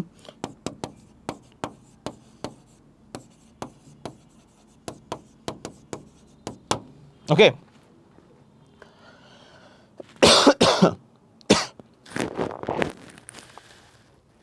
So এইভাবে যদি দেখতে যাই আমরা এইভাবে অ্যান্সার করতে পারবো। But there is a mistake, একটা জিনিস মাথায় রাখো, আমাদের এখানে কিন্তু ওয়েদার বলা আছে, right. So one thing is যে আমরা এখানে কিন্তু সার্টেনটি ফিল করছি না। আমাদের যখন এরকমভাবে দেওয়া থাকবে তখন একটা জিনিস খেয়াল করবা, যে আমাদের যে পার্টিকুলার সাবজেক্টটা আছে, এই সাবজেক্টটার আগে always use a the for those things. আমি এই জন্য একটু জায়গা রেখে দিয়েছিলাম, ঠিক আছে। So the weather is very beautiful. So one thing you need to keep in mind is যে তুমি বলতে পারো যে ভাইয়া আগেরটার ক্ষেত্রে আপনি গ্রেট ব্যবহার করলেন, আর পরেরটার ক্ষেত্রে আপনি ভেরি ব্যবহার করলেন। আমরা এটা কিভাবে বুঝবো, যখন দেখবা কোনো একটা অ্যাবস্ট্র্যাক্ট জিনিস নিয়ে এমফাসিস দিচ্ছে, যেমন সৌন্দর্য, ঠিক আছে, মানে ওকে, ইজিভাবে আরও চিন্তা ভাবনা করো। যখন দেখবা একটা বস্তুর বা একটা অ্যাবস্ট্র্যাক্ট কোনো কিছুর জিনিসপত্র নিয়ে সে কথাবার্তা বলছে, যেমন ওয়েদার, আবহাওয়া, এটা কি আমরা হাতে ছুঁতে পারি? অবভিয়াসলি না, এটা একটা অ্যাবস্ট্র্যাক্ট বিষয়। ওইটারও সৌন্দর্য নিয়ে কথাবার্তা বলছি, তার মানে কি এখানে ভেরি হবে। আর যদি দেখো একটা অবজেক্ট বা একটা মানুষের কথাবার্তা নিয়ে বলছে, তখন আমরা গ্রেট ব্যবহার করব, ঠিক আছে? মেইনলি মানুষের ক্ষেত্রে আমরা গ্রেটটা ব্যবহার করি, অন্যান্য সব ক্ষেত্রে আমরা ভেরি ব্যবহার করি। So hurray, we have won the match. So একটা জিনিস খেয়াল করো যে আমাদের এখানের মধ্যে যে হুররেটা দেওয়া আছে, এই হুররে দিয়ে আমরা কি বুঝি? হুররে দিয়ে কি একটা খুশির সংবাদ আমরা বুঝতে পারি না, যে it is a matter of joy বা it is a matter of sorrow? So always try to understand যে আমাদের পার্টিকুলারলি যে ওয়ার্ডটা আছে, এই ওয়ার্ডটা দিয়ে আমরা কি বুঝছি। আমরা কি এটা খুশির সংবাদ বুঝছি, নাকি আমরা কষ্টের সংবাদ বুঝছি, নাকি আমরা অন্য কোনো কিছু বুঝছি? সো ওইটা দিয়ে তোমরা যদি এটা দিয়ে না বুঝতে পারো, তাহলে কি করবা জানো? এই পরের সেন্টেন্সটা পড়বা, যে এই পরের সেন্টেন্সটা কি খুশির কোনো কিছু নাকি দুঃখের কোনো কিছু। যেমন মনে করো দেওয়া আছে alas the son of that farmer died. তার মানে কি ফার্মারের যে ছেলেটা ছিল ও মরে গেছে। সো আমি মনে করি অ্যালাসের মিনিং জানি না, কিন্তু আমি তো এই সেন্টেন্সটা পড়েই বুঝতে পারছি যে এটা একটা দুঃখের সংবাদ, তাই আমি বলবো it is a matter of sorrow that the son of the farmer died, right? So যদি ওয়ার্ডটার মিনিং তুমি না জানো, মানে ওই এক্সক্লেমেটরি ওয়ার্ডগুলির মিনিং তুমি না জানো, কাজ অনেক সময় অনেক রকমের ওয়ার্ড ব্যবহার করে, তখন জাস্ট পরের সেন্টেন্সটা পড়ে ওইটার মিনিংটা বোঝার চেষ্টা করবা অ্যান্ড গেস করে অ্যান্সারটা দিবা। ওকে, সো আমরা বলবো it is a matter of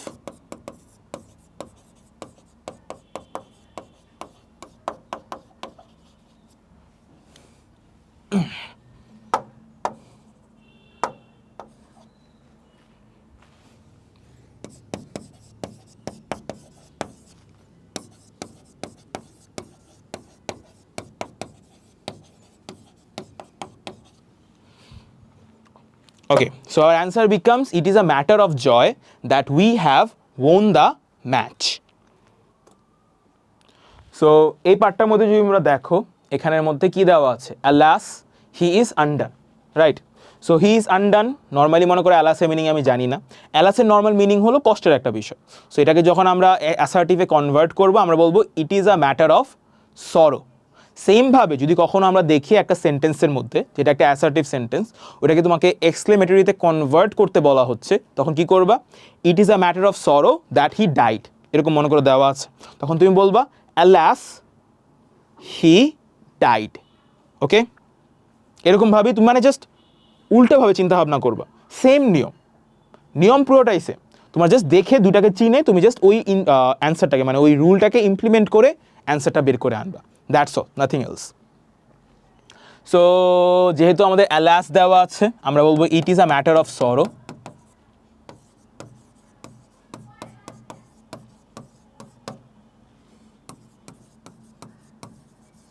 that, আর পরবর্তীতে পুরো জিনিসটা আমরা কপি করে দেব, আর কিছুই না, that he is undone.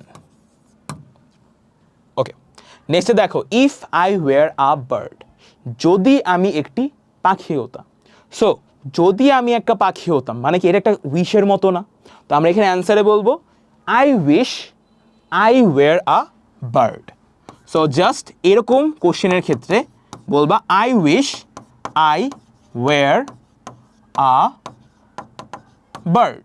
So I were a bird, I were a bird directly copy হবে, জাস্ট এখানে ইফের জায়গায় আমরা আই উইশ লিখে দিব, নাথিং এলস চেঞ্জেস। নেক্সটে দেখো, you should do the work. এখন you should do the work, আমাদের এখানে কি আসছে? অ্যাসার্টিভ থেকে ইম্পারেটিভ, ইম্পারেটিভ থেকে অ্যাসার্টিভে কনভার্ট করতে হবে, রাইট? সো এখানের মধ্যে আমাদের একটা জিনিস মাথায় রাখতে হবে যে অ্যাসার্টিভ থেকে যখন ইম্পারেটিভে কনভার্ট করব, আমাদের যে অ্যাসার্টিভ সেন্টেন্সটা আছে ওটার যে সাবজেক্টটা, ওটা কি সেকেন্ড পারসন নাকি থার্ড পারসন? ঠিক আছে, যদি সেকেন্ড পারসন হয় তখন আমরা কি করব? সাবজেক্ট লেখার কোনো প্রয়োজন নেই, আমরা ডিরেক্টলি ভার্বের থেকে অ্যান্সারটা কপি করে দিব, and that will become our answer. আর যদি থার্ড পারসন হয় তখন আমরা ডিফারেন্ট নিয়ম ফলো করব, ঠিক আছে? সো এখানের মধ্যে আমরা কি করব? ইউ কাটা শুড কাটা, আমাদের এখানে অ্যান্সার হবে ডু দ্য ওয়ার্ক, ঠিক আছে? ডু দ্য ওয়ার্ক, ভার্ব থেকে আমাদের অ্যান্সারটা পুরোপুরি শুরু হয়ে যাবে। জাস্ট আমাদের মোডাল থেকে শুরু করে অক্সিলারি থেকে শুরু করে সাবজেক্ট এগুলো সব কাটা যাবে, মেইন ভার্ব থেকে আমাদের অ্যান্সারটা শুরু হবে। ওকে, কাইন্ড অফ ইম্পারেটিভ অ্যাকচুয়ালি কি, হুকুম না, মানে কোনো একটা অর্ডার দিচ্ছে, কোনো একটা উপদেশ দিচ্ছে বা things like that, right? So normally মনে করো তোমার একটা ফ্রেন্ড এখানে দাঁড়িয়ে আছে, ওই ফ্রেন্ডটাকে তুমি বললা যে এই জলের বোতলটা আমাকে দাও, তখন তুমি কি বলবা যে কি বলে, মনে করো আব্দুলস তুমি জলের বোতলটা দাও, থিংস কেমন না? তুমি জাস্ট বলবা জলের বোতলটা দাও, রেগুলার ভাষায় আমি বলছি। So you should not kill your time. So again একটা জিনিস যেটা ডিফারেন্ট হবে ওটা হলো, ফার্স্ট অফ অল এটাকে ইম্পারেটিভে কনভার্ট করার সময় সাবজেক্ট কেটে দিলাম, এটা কেটে দিলাম। নাও যেহেতু আমার এখানে নটটা এসে পড়েছে, তো আমি তো একটা ঝামেলায় পড়ে গেলাম। আমার যদি নটটা না থাকতো আমি বলতাম kill your time and that would become my answer. But যেহেতু নট আসে, তার মানে আমি এখন কী বসাবো, একটা অক্সিলারি ভার্ব তোমার বের করে আনতেই হবে। সো এখন আমার একটা জিনিস মাথায় রাখতে হবে যে যেহেতু এখানে শুট ছিল মোডাল ভার্ব হিসেবে, তো যেহেতু শুট ছিল তার মানে এটাকে আমি ব্যবহার করতে পারবো না ইম্পারেটিভ সেন্টেন্সের ক্ষেত্রে। তো আমরা নর্মালি যদি শুটটা না থাকতো আমরা কোন ধরনের অক্সিলারি ভার্ব ব্যবহার করতে পারতাম ওটা নিয়ে চিন্তা ভাবনা করব। যেহেতু ইউ আছে, মানে ইউ ছিল, তার মানে কি এটার মধ্যে আমাদের ডু ডাজ ডিডের মধ্যে ডুটা ব্যবহার করতে পারতাম। তার মানে এটাকে যখন আমি ইম্পারেটিভে কনভার্ট করব, জাস্ট ইউ আর শুটটাকে কেটে আমি বলবো ডু লিখবো, তারপর নট, তারপর বাকিটা answer. Okay, and that would be our answer. So আমাদের এই পার্টটা ডান। আমরা চলে যাই নেক্সট স্লাইডে। নেক্সট স্লাইডে ওয়েট,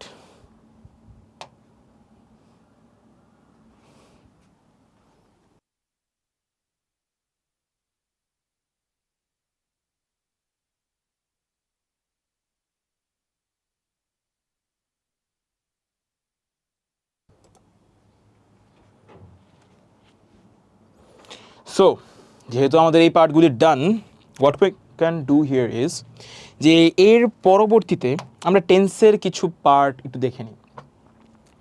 যেমন what do you know until now, যে আমরা যখন টেন্স বলি তখন টেন্সের মধ্যে কী কী জিনিসপত্র আসে। First of all present tense, past tense, future tense, you already know about them.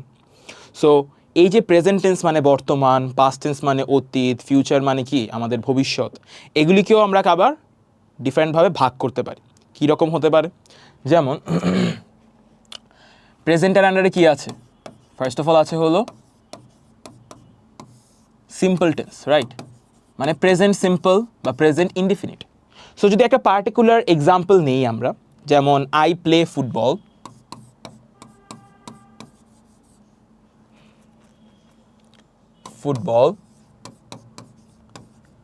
এইটাকে যদি আমরা মনে করো আমরা জাস্ট সবগুলি টেন্সের এক্সাম্পলগুলি আগে বুঝি, তাহলে নর্মাল কি মনে করো কনভার্সনগুলি তোমরা বুঝতে পারবা। যেমন প্রেজেন্ট সিম্পল যদি এটা হয়, এটার কন্টিনিউয়াস ফর্ম কি হবে,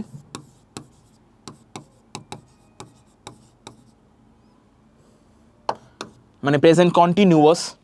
সো আই প্লে ফুটবল যদি সিম্পল ফর্ম হয়, প্রেজেন্ট কন্টিনিউয়াস মানে কি যে এটা বর্তমানে চলিত অবস্থায় আছে।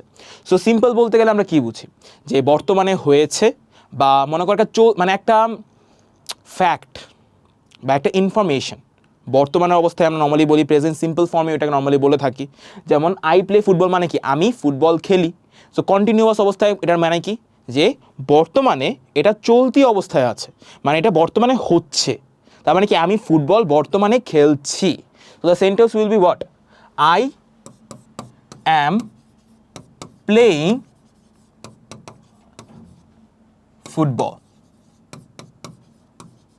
এটা বলে দেওয়ার কারণ হলো এটা টেন্সটা মেবি আরও আগে বুঝিয়ে দেওয়া উচিত ছিল, কিন্তু আমি এখন জাস্ট দেখিয়ে যাচ্ছি যে তোমার যাতে বেসিকটা ক্লিয়ার হয়ে যায়।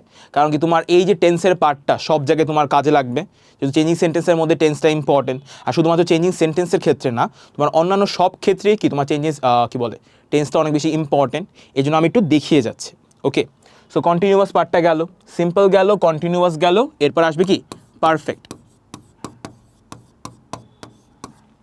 সো প্রেজেন্ট পারফেক্ট বলতে গেলে আমরা কি বুঝি? প্রেজেন্ট পারফেক্ট বলতে গেলে বুঝি হলো যে এমন একটা জিনিস যেটা হয়তোবা অতীতে শুরু হয়েছিল, বাট ওইটার যে আউটপুটটা এটা বর্তমানে আছে, বা ওই জিনিসটা আমি বর্তমানে বলছি।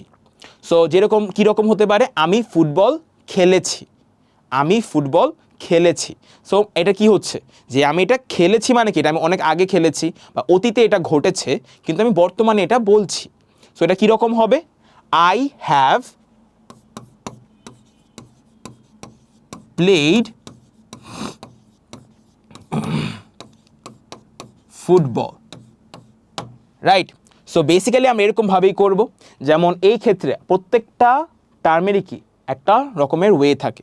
যেমন আমরা সিম্পলের ক্ষেত্রে আমাদের ভার্বের বেস ফর্মটা ব্যবহার করি, আর এটার কন্টিনিউয়াসের ক্ষেত্রে আমরা একটা অক্সিলারি ভার্ব ব্যবহার করি, এর পরবর্তীতে আমাদের ভার্বের সাথে আইএনজি সংযুক্ত করে দেই। আর পারফেক্টের ক্ষেত্রে আমরা কি করি? আমরা এখানের মধ্যে টু হ্যাভ ভার্ব কোনো একটা ব্যবহার করি। যেমন আই এর পরে আমাদের হ্যাভ বসে, এরকম অনেক সাবজেক্ট আছে যেটার পরে কি আমরা হ্যাজ বসাই। তো আমাদের সাবজেক্টের উপর নির্ভর করে আমরা হ্যাভ বা হ্যাজ বসাবো, এরপরে যে ভার্বটা থাকবে ওটার সাথে আমাদের ইডি সংযুক্ত করতে হবে, মানে V3 ফর্মটা আমাদের ব্যবহার করে দিতে হবে। তো আমাদের অ্যান্সার কী হবে? I have played football. So এটা যদি আমি বলি পারফেক্ট কন্টিনিউয়াস, কোনটা হবে?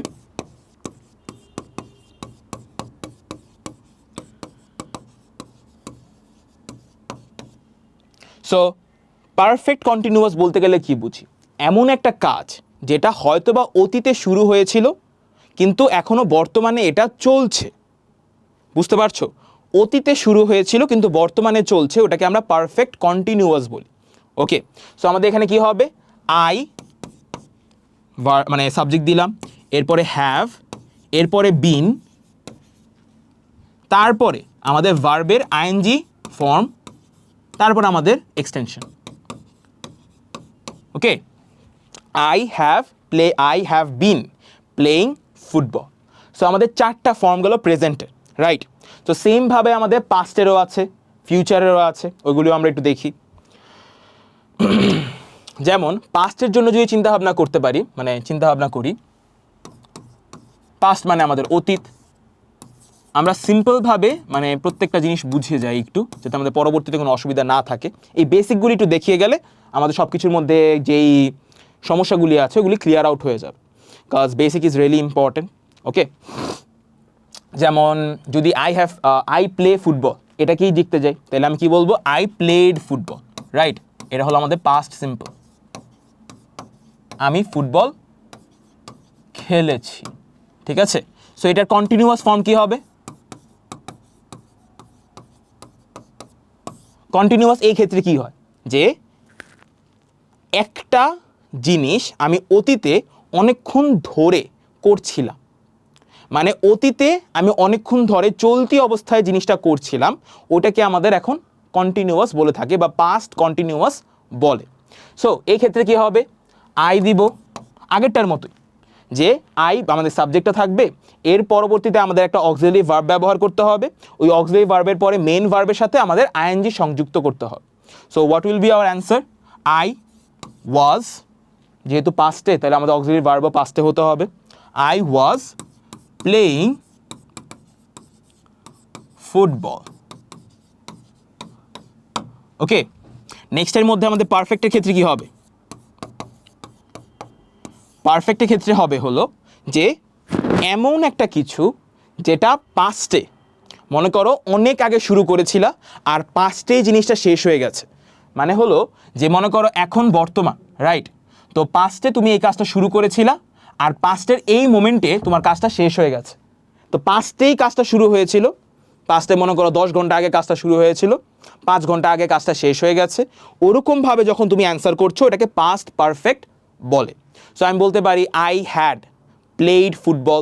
সেমভাবে আমাদের পাস্টে মানে প্রেজেন্টের ক্ষেত্রে যেগুলি ছিল ওরকমভাবে আমরা স্ট্রাকচারটা ফলো করব, জাস্ট আমাদের অক্সিলারি ভার্বগুলি পাস্টে কনভার্ট করে দিব আর ভার্বগুলিকে পাস্টে কনভার্ট করে দিব। ঠিক আছে, ইজিভাবে আমাদের হয়ে যাবে। যেমন আই দিলাম আর টু হ্যাভ ভার্বের যে পাস্ট ফর্মটা আছে ওটাকে ব্যবহার করব। তো আমাদের অ্যান্সার কী হবে? আই হ্যাড প্লেড, ভার্বের V3 ফর্ম ফুটবল।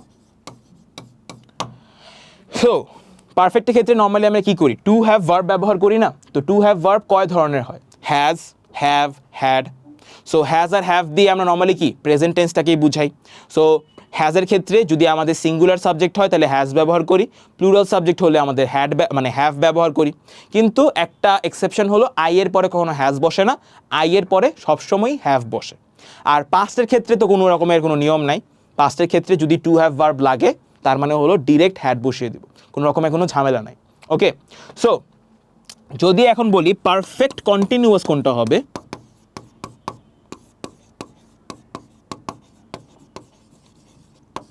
তাহলে হবে হলো I had been playing football. সেমভাবে আগেরটার মতোই, আই হ্যাভের জায়গায় আমি বসাবো হ্যাড, তারপর বিন বিনের মতোই থাকবে, আর বাকিটা পুরোপুরি সেম থাকে।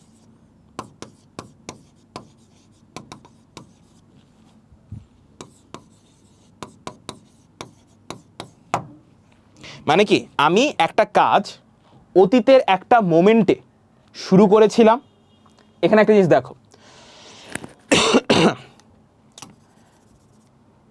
পাস্ট পারফেক্টের ক্ষেত্রে আর পাস্ট পারফেক্ট কন্টিনিউয়াসের মধ্যে জিনিসটার ডিফারেন্স কি ঘটে আমি বলি।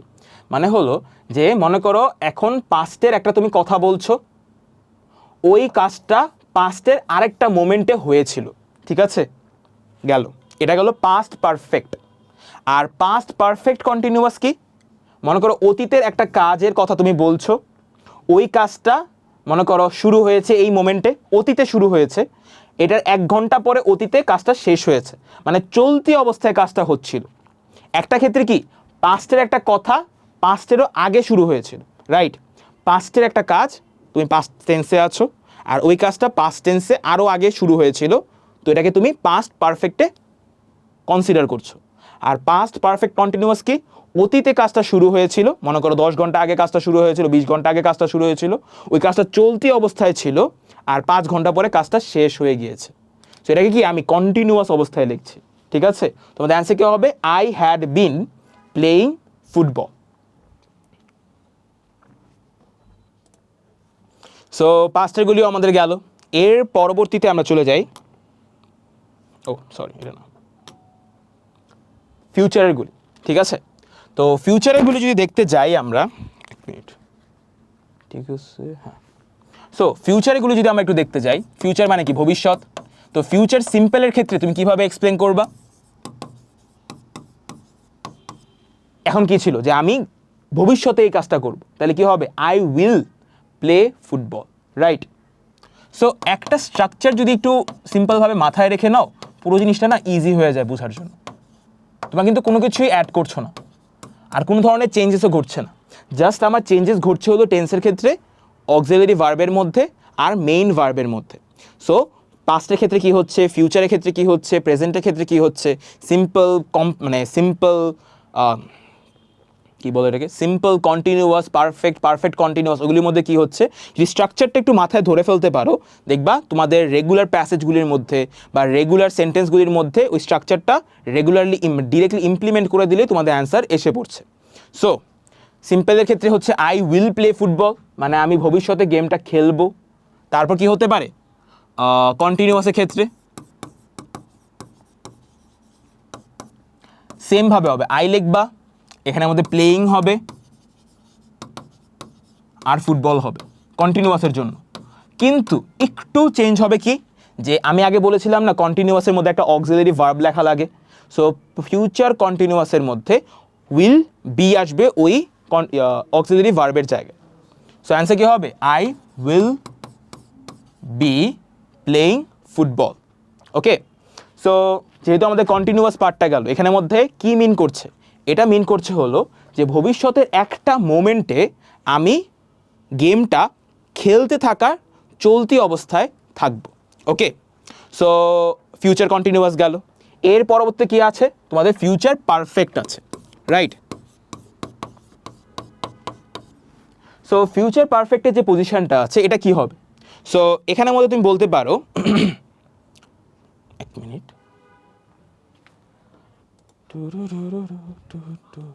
সো পারফেক্টের ক্ষেত্রে কি হবে, so basically you can say is যে নর্মালি ভবিষ্যতের একটা মোমেন্টে ভবিষ্যতের একটা মোমেন্টে, মনে করো আমি বর্তমানে আছি না, সো বর্তমানে আমি বলছি এক সপ্তাহ পরে একটা কাজের কথা যে ওইটা অতীতে শুরু হয়ে অতীতে শেষ হয়ে যাবে। মানে আমি বলছি হলো, মনে করো তুমি একটা মোমেন্টে আছো বর্তমানে, তুমি বলছো হলো মানে পরের সপ্তাহে সানডে মনে করো 12টা বাজে পর্যন্ত তোমার খেলা শেষ হয়ে যাবে। মানে কি 12টা বাজে যদি খেলাটা শেষ হয়ে যায়, এর আগে তুমি অবভিয়াসলি খেলাটা শুরু করেছো, তো ওইরকমভাবে যখন তুমি বোঝাচ্ছ তখন আমাদের ফিউচার পারফেক্ট অনুযায়ী আমরা ব্যবহার করব। So what will be our answer? I will have played football, right? সেমভাবে আমাদের প্রেজেন্ট পারফেক্টের ক্ষেত্রে যেটা হবে ওইটাই বলবা, জাস্ট এক্সট্রা কোন জিনিসটা অ্যাড করবা, উইল যেটা থাকবে ওটাকে ডিরেক্টলি অ্যাড করে দেবা and you will get your answer, right? So আমাদের অ্যান্সার কি হচ্ছে? I will have played football. So যে কাজটা করবা তোমরা ওটা হলো যে present simple, present continuous, present perfect continuous, present perfect, ওগুলিরগুলি স্ট্রাকচারগুলি একটু মাথায় রেখে নিবা। আর পাস্ট আর ফিউচারের ক্ষেত্রে জাস্ট ওই যে এক্সট্রা যে জিনিসগুলি অ্যাড করছো বা এক্সট্রা যে জিনিসগুলি তুমি চেঞ্জ করছো ওগুলি জাস্ট একটু এক্সট্রাভাবে মাথায় রাখবা, দেখবা সবগুলির কনভার্সন তোমার মাথায় একবারে রয়ে যাবে। Okay, that will make it easier. So লাস্টে কি বাকি আছে? তোমাদের পারফেক্ট কন্টিনিউয়াস, রাইট?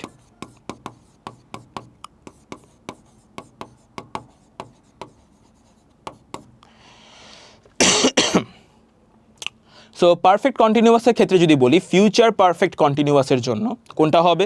যেমন ফিউচার পারফেক্ট কন্টিনিউয়াসের জন্য বলতে পারছি যে পরের সপ্তাহে বা ফিউচারের একটা মোমেন্টে আমি এই কাজটা করার মধ্যে থাকব, মানে এই কাজটা ওই টাইম পিরিয়ডে মনে করো চলতি অবস্থায় থাকবে, এরকম বোঝানোর জন্য আমি কি ফিউচার পারফেক্ট কন্টিনিউয়াস বুঝাবো, ব্যবহার করব।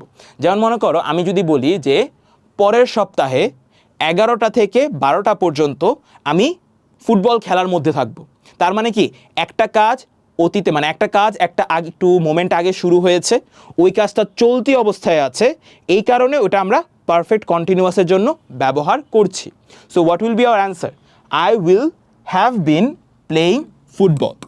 সো রেগুলার যেমন প্রেজেন্ট পারফেক্ট কন্টিনিউয়াসের ক্ষেত্রে আমরা কি বলতাম? I have been playing football. So ওই হ্যাভ বিনের আগে জাস্ট উইল যে এক্সট্রাটা আছে ওটা আমরা অ্যাড করে দিব। সো আমাদের অ্যান্সার হয়ে যাবে I will have been playing football. Okay, so with this আমাদের যে পার্টটা আছে, টেন্সের পার্টটা তোমাদের কমপ্লিটলি হয়ে যাওয়ার কথা, যে মানে একটা আইডিয়া তো এসে পড়ছে। সো এখান থেকে যে এক্সাম্পলগুলি আছে যেগুলো আমি দিলাম, ওই এক্সাম্পলগুলি স্ট্রাকচারটা একটু মাথায় রাখবা। ওকে, ওই স্ট্রাকচারগুলিকে রেগুলার প্যাসেজের মধ্যে যখন তুমি লিখবা ওই স্ট্রাকচারগুলি মেনটেন করে লেখা ট্রাই করবা, বা কমপ্লিটিং স্টোরির মধ্যে যখন লিখবা বা প্যারাগ্রাফ কম্পোজিশন যে কোনো কিছু হতে পারে, ওগুলোর মধ্যে এই স্ট্রাকচারগুলি তুমি রেগুলারলি মেনটেন করবা, দেখবা তোমাদের যে লেখার মানটা ওটা আরও সুন্দর মতো বাড়বে। ওকে, অলওয়েজ এই গ্রামারগুলি মেনটেন করবা, জিনিসপত্রগুলি আরও ইজি হবে। সো এই পার্টটা গেল। লাস্টে আসে আমাদের অ্যাক্টিভ প্যাসিভের বিষয়গুলি। সো এখন অ্যাক্টিভ প্যাসিভের বিষয়গুলি কীরকম হতে পারে and what we know about active and passive. So ভয়েসের মধ্যে জিনিসটা হলো যে আমাদের যে সাবজেক্টটা আছে ওই সাবজেক্টটা কীরকমভাবে রিপ্রেজেন্টেড হচ্ছে ওইটাই হলো আমার ভয়েস। সাপোজ এখানে যদি বোঝার চেষ্টা করো, ফার্স্ট অফ অল আমাদের যে অ্যাক্টিভ ভয়েসটা আছে এটার মানে কি, যে আমাদের যে সাবজেক্টটা আছে সে নিজে কোনো একটা কাজ করছে। যখন দেখবা একটা পার্টিকুলার সেন্টেন্স পড়ে এইরকম মনে হচ্ছে যে আমাদের সাবজেক্ট নিজে একটা কাজ করছে, দেন ওটা কি অ্যাক্টিভ ভয়েস। যদি কখনো দেখো একটা সেন্টেন্সের সাবজেক্টটা পড়ে এরকম মনে হচ্ছে যে ওই সাবজেক্টের উপরে কোনো একটা কাজ হচ্ছে বা সাবজেক্টের দ্বারা কোনো একটা কাজ করানো হচ্ছে, দেন ওটা কি হবে? তোমাদের প্যাসিভে হবে। ওকে, সো আমরা যদি কয়েকটা এক্সাম্পল দেখি তাহলে জিনিসপত্র তোমাদের জন্য আরও ক্লিয়ার হবে। যেমন somebody cleans this room everyday. So এখন একটা জিনিস খেয়াল করো, এখানে কি আমাদের সেন্টেন্সের সাবজেক্টকে somebody, right? Somebody, right?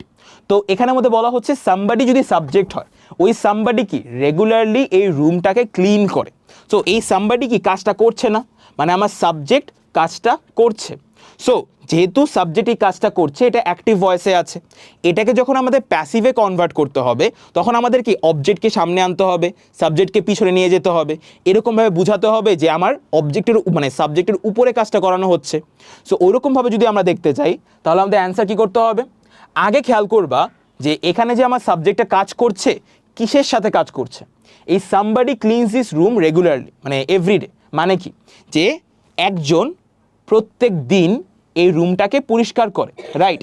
So কিসের উপরে কাজটা করছে, ওই রুমের উপরে কাজটা করছে, তো এই রুমটাকে আমরা আগে নিয়ে আসব। সো আমরা বলবো দিস রুম, এই যে পার্টটা আছে এটাকে আমরা আগে নিয়ে আসব। আগে নিয়ে আসার পরে আমরা কি করব, এখন আমরা দেখব হলো যে আমাদের একটা অক্সিলারি ভার্ব লাগবে। সো এই যে দিস রুম, এটাকে একটা সিঙ্গুলার ফর্ম বোঝাচ্ছে, আর আমরা যখন আগের সেন্টেন্সটা পড়েছিলাম ওটা দেখেছিলাম প্রেজেন্ট টেন্সে আছে, রাইট? সো প্রেজেন্ট টেন্সের মধ্যে আমাদের অপশন কি কি থাকে, অ্যাম, ইজ, আর। অ্যাম সবসময় আই এর সাথে ব্যবহার করি, ইজ আমাদের সিঙ্গুলার সাবজেক্টের ক্ষেত্রে, আর কি আমাদের প্লুরাল সাবজেক্টের ক্ষেত্রে। যেহেতু এটা একটা singular subject, what we will use is this room is. এটা গেল। এর পরবর্তীতে যেহেতু আমাদের প্যাসিভ ফর্মে অ্যান্সার করতে হবে, আমাদের যে ভার্বটা থাকবে ওই ভার্বের V3 ফর্ম যেটা হবে ওটা ব্যবহার করব। সো আমাদের এখানে ভার্বটা ছিল ক্লিনস, রাইট? যেহেতু এটা ক্লিনস আছে তার মানে এটার V3 ফর্ম কি, cleaned. So this room is cleaned. তারপর হলো তোমাদের স্ট্রাকচারের মুখস্থ, ক্লিনড বাই সামবডি ছিল না, হ্যাঁ সামবডি, তারপর হলো extension everyday. So answer becomes this room is cleaned by somebody everyday. যদি একবার ইজি ভাষায় বলি ওটা হলো অ্যাক্টিভ ভয়েস থেকে প্যাসিভ ভয়েসে কনভার্ট করার জন্য আমরা অ্যাক্টিভ ভয়েসের যে সেন্টেন্সটা আছে ওটার সাবজেক্টকে অবজেক্ট বানিয়ে দিই আর অবজেক্টকে সাবজেক্ট বানিয়ে দিই, জাস্ট দুইটাকে আমরা চেঞ্জ করে দিই, তাহলে আমাদের সেন্টেন্সটা কি অ্যাক্টিভ থেকে প্যাসিভ হয়ে যায়। In the same way if you want to convert একটা প্যাসিভ সেন্টেন্সকে তুমি অ্যাক্টিভ সেন্টেন্সে কনভার্ট করতে চাচ্ছ, তখন কি করবা, সেম জিনিসটাই করবা, যে আমাদের এখানে ক্ষেত্রে কি সাবজেক্ট হিসেবে দিস রুম ছিল, এটাকে যখন তুমি এই সামবাডি আমাদের অবজেক্ট হিসেবে ছিল, তো এখানের মধ্যে দিস রুমের জায়গায় সামবাডি লিখবা, সামবাডির জায়গায় দিস রুম লিখবা, আর তোমাদের পুরো সেন্টেন্সটাকে স্ট্রাকচারালি গ্রামাটিক্যাল স্ট্রাকচার হিসেবে মেনটেন করে লিখে দিবা, and you will have your answer in active voice. Okay, so next কোশ্চেনগুলো যদি দেখি, somebody broke the glass yesterday. So এখানের মধ্যেও সেমভাবে তুমি এই রুলটাকে ফলো করেই অ্যান্সারগুলি করবা। যেমন তোমার অ্যান্সার কি হতে পারে, the glass was broken by somebody yesterday. Okay, এটার পরেরটা কি হবে, somebody is cleaning the room. So এখানে মধ্যে চিন্তা ভাবনা করলে somebody is cleaning the room, right? এটার অ্যান্সার আমি বলে দিয়েছি, এটা তোমরা নিজেরা আবার প্র্যাকটিস করে ট্রাই করবা। সো আমরা 26 নাম্বারে চলে যাই। যেমন এখানের মধ্যে কী দেওয়া আছে, somebody is cleaning the room, মানে একজন মানুষ বর্তমানে রুমটাকে ক্লিন করছে। সো একটা কাজ করো, ফার্স্ট অফ অল আন্ডারস্ট্যান্ড যে আমার যে সেন্টেন্সটা আছে এটা কোন ফর্মে আছে, এটা কি তোমার প্রেজেন্ট কন্টিনিউয়াস ফর্মে আছে না? সো প্রেজেন্ট কন্টিনিউয়াস ফর্মগুলি যখন আমরা বলি তখন আমাদের কয়েকটা না কি ওয়ার্ডস থাকে, যেই ওয়ার্ডগুলিকে রেগুলারলি ব্যবহার করে আমরা বুঝতে পারি। যেমন মনে করো যে একটা পার্টিকুলার সেন্টেন্সের মধ্যে যদি কখনো দেখো নাও বা টুডে এরকম জাতীয় কোনো ওয়ার্ড আছে, তখন তোমার বুঝে যেতে হবে যে ওই পার্টিকুলার সেন্টেন্সটা কি বোঝাচ্ছে, যে এটা প্রেজেন্ট কন্টিনিউয়াস ফর্মে আছে। নাও মানে কি এখন। সো যখন মনে করো তুমি একটা ভার্বের কথা বলছো, সাপোজ যে আই এম রিডিং নাও, এই নাও ওয়ার্ডটার কারণে কি আমার এখানের মধ্যে বুঝতে পারছি না যে বর্তমানে একেবারে এখনের কথাই বলছে। সো আই এম রিডিং নাও এটা কিন্তু রেগুলারলি একটা প্রেজেন্ট কন্টিনিউয়াস ফর্মেই আছে, আর এটা বুঝতেও সহজ। বাট অনেক ধরনের সেন্টেন্স থাকে যেগুলি একটু কমপ্লেক্স অবস্থায় থাকে আর এগুলি বুঝতে একটু টাইম লাগে। সো ওরকম ধরনের সেন্টেন্সের জন্য এই নাও কিওয়ার্ড বা টুডে কিওয়ার্ড এগুলি দেখলে তুমি বুঝতে পারবা উইদাউট কমপ্লেক্সিটি যে এটা একটা প্রেজেন্ট কন্টিনিউয়াস ফর্মে আছে। And now why I am saying this, and the reason is somebody is cleaning the room. So এখানের মধ্যে সাবজেক্ট এটা আর এটা হলো আমার অবজেক্ট। সো রেগুলারলি ওই নিয়ম মেনটেন করলে আমি অবজেক্টটাকে সামনে এনে ফেলবো, সাবজেক্টটাকে পিছনে নিয়ে যাব। আর এখানের মধ্যে কি করা যায়, যদি আমি সাবজেক্টটাকে পিছনে নিয়ে যাই, অবজেক্টটাকে সামনে নিয়ে আসি, তাহলে আমাদের এখানের মধ্যে কি হবে অ্যান্সারে? দ্য রুম, ঠিক আছে। আর আগেরটার মতোই আমি এখানের মধ্যে কি একটা অক্সিলারি ভার্ব দিয়ে দিব, দ্য রুম ইজ। সো এখন একটা কাজ করা যায়, যেহেতু আমার এখানে ভার্বের আইএনজি ফর্ম আছে, ঠিক আছে, সো ভার্ব কন্টিনিউয়াস ফর্মে থাকার কারণে আমরা নর্মালি কি ব্যবহার করতে পারি? বিং ব্যবহার করতে পারি, যে the room is being cleaned, এরকমভাবে। সো যখনই দেখবা ভার্বের তোমার আইএনজি ফর্ম আছে, তুমি দিবা the room is being cleaned, তারপর তোমার ভার্বের V3 ফর্মটাকে ডিরেক্টলি ব্যবহার করে দিবা, and you will have your answer. Okay, নেক্সটে দেখো somebody was cleaning the room, এটাও সেমভাবে the room was being cleaned, just এখানের মধ্যে প্রেজেন্টে ছিল, এখানের মধ্যে পাস্টে ছিল, but the rule will be same, just এখানে অক্সিলারি ভার্ব যেটা থাকবে ওটা তুমি প্রেজেন্ট অনুযায়ী বসাবা, আর এটার ক্ষেত্রে অক্সিলারি ভার্বটা তোমার পাস্ট টেন্স অনুযায়ী বসাবা, that will be our only difference, আর কোনো ডিফারেন্স থাকবে না। Okay, so this will be also your homework, আমি তো অ্যান্সার বলেই দিচ্ছি, সো হোমওয়ার্ক বলার কোনো মানে নেই অ্যাকচুয়ালি, বাট এগুলি প্র্যাকটিস করবা, আর সবগুলি আলাদা আলাদাভাবে প্র্যাকটিস করবা। সো নেক্সটে চলে যাই আমরা। সো নেক্সটের মধ্যে আমাদের কি আছে? somebody has stolen the car, the room looked much better, somebody had cleaned it, it is said that the man is 120 years old and he can solve the problem, right? So এরকমভাবে আমরা solve করতে পারি, যেমন আগেরটার ক্ষেত্রে একটা difference ছিল, একটা জিনিস খেয়াল করো, the room is cleaned by somebody every day, বা the room is being cleaned, both are correct, কিন্তু এটার মধ্যে কিন্তু আমি সামবডিটাকে উল্লেখ করি না, and the reason behind that is, তুমি বাই সামবডি দাও বা না দাও, both answers are correct, both will be considered as passive sentence, তোমার এখানের মধ্যে কোনো ডিফারেন্স নাই। এখন জিনিসটা কীরকম, যেমন সামবডি যখন বলছি, এটা কি একটা কেউকে, মানে যে কেউ, মানে আমি তো জানি না, স্পেসিফিক্যালি তো কাউকে বুঝাচ্ছি না, তো আমার এখানে মেন ফোকাসটাই হলো যে রুমটাকে ক্লিন করা হয়েছে বা রুমটাকে ক্লিন করা হচ্ছে। সো বাই সামবডিটা আমি এখানে উল্লেখ করতাম না করতাম সেম ডিফারেন্স রাখে না। যদি এরকম হতো যে আমি সাবজেক্টটাকে স্পেসিফিক্যালি চিনি, যেমন আমি বললাম Dhruv, the room is cleaned by Dhruv everyday suppose, তো ওই সময় কি আমি সাবজেক্টটা স্পেসিফিক্যালি আমার বলতেই হবে, কারণ আমি সাবজেক্টকে স্পেসিফিক্যালি দেখতে পারছি বা চিনি, রাইট? যখন আমি স্পেসিফিক্যালি সাবজেক্টটাকে বুঝতে পারছি না, তখন আমাদের বাই সামবডি বা মনে করো সামবডি বা সামওয়ান দেওয়া আছে, ওই সময় প্যাসিভ সেন্সে তুমি বলো না বলো ওটা যায় আসে না। ক্লিয়ার? এই বিষয়টা গেল।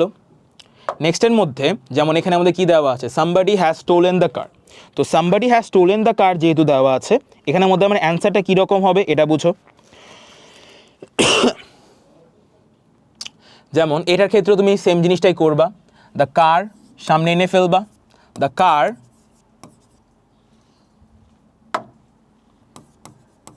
এখানে হ্যাজ দেওয়া আছে, হ্যাজের জায়গায় তুমি হ্যাজ বিন দিবা, এখানে হ্যাভ থাকলে হ্যাভ বিন হবে, হ্যাজ থাকলে হ্যাজ বিন হবে, তারপর তুমি স্টোলেন লিখবা, বাই সামবডি দাও না দাও সেম জিনিস।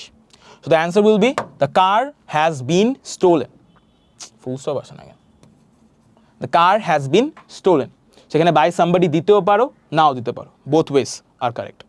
So the room looked much better, somebody had cleaned it, so এখানের ক্ষেত্রেও সেম জিনিসটাই হবে।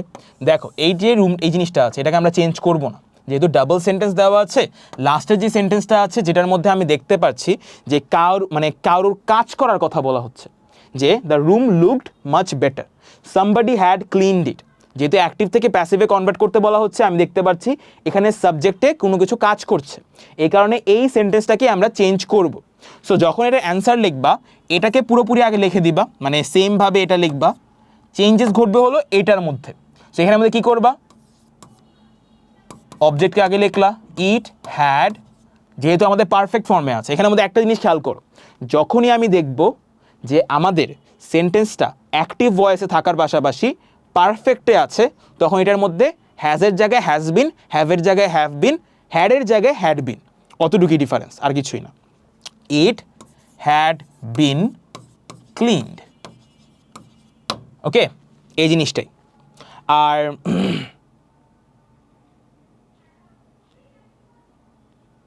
ওকে, it is said that the man is 120 years old.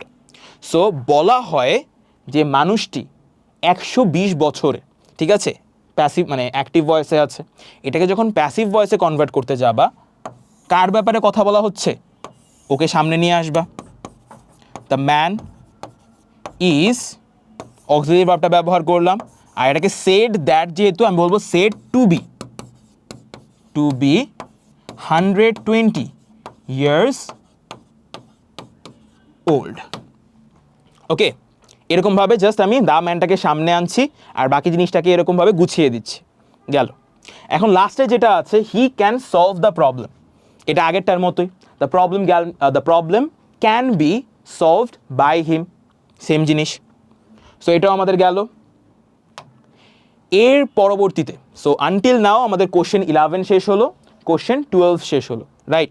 Question 11 এর মধ্যে আমরা রাইট ফর্ম অফ ভার্ব ভালো মতো করে বুঝলাম, আর কোশ্চেন 12 এর মধ্যে আমাদের চেঞ্জিং সেন্টেন্সেসগুলি ভালো মতো করে বুঝলাম। সো এই জায়গার মধ্যে আমরা বুঝবো হলো যে আমাদের পাংচুয়েশনের পার্টটা, যে পাংচুয়েশনে কোন জিনিসগুলি আমাদের এখানে ইম্পর্টেন্ট। সো প্রথম কোশ্চেনটা আমরা সলভ করে ফেলি। প্রথম কোশ্চেনটার মধ্যে দেখো কি দেওয়া আছে, once some merchants were going to Baghdad from Gilan. আমরা যে জিনিসটা করব, ফার্স্ট অফ অল পাংচুয়েশন মধ্যে ক্যাপিটালাইজেশন, প্রথম সেন্টেন্সের প্রথম ওয়ার্ড ওয়ান্স ক্যাপিটাল হবে। Once some merchants were going to Baghdad, জায়গার নাম, তো এটাও কি বড় হাতের লিখতে হবে, ক্যাপিটাল হয়ে যাবে। বাগদাদ ফ্রম জিলান, আরেকটা জায়গার নাম, এটাও বড় হাতের হয়ে যাবে। সো দেখো, ওয়ান্স এক সময় কিছু মার্চেন্টস, কিছু ব্যবসায়ী যাচ্ছিল বাগদাদ থেকে জিলানে। সেন্টেন্সটা কি শেষ হয়ে গেল না মিনিংফুলি? সো এখানে হবে কি একটা ফুল স্টপ। এরপরে এখান থেকে নতুন আরেকটা সেন্টেন্স শুরু হচ্ছে, ফার্স্ট ওয়ার্ড, তো আমি এটাকে ক্যাপিটাল করে দিলাম। Baghdad was far away from Gilan, right? So এটাকেও আমি দিয়ে দিলাম ক্যাপিটাল, কারণ কি জায়গার নাম। জিলান শেষ, রাইট? সো বাগদাদ অনেক দূরে ছিল জিলান থেকে। তো আমাদের এখানেও যেহেতু সেন্টেন্সটা শেষ হয়ে যাচ্ছে, এটাকে আমরা ফুল স্টপ দিয়ে শেষ করে দিলাম।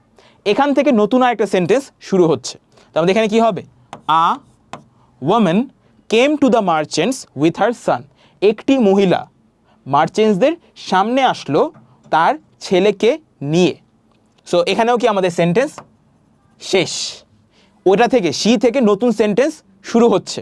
সেখানে কি হবে, she capital, she said to them my son will go to Baghdad to study, will you take him with you. একটা জিনিস খেয়াল করো, তারা বলেছে যে আমার ছেলে, শি সেড টু দেম যে আমার ছেলে বাগদাদে যাবে।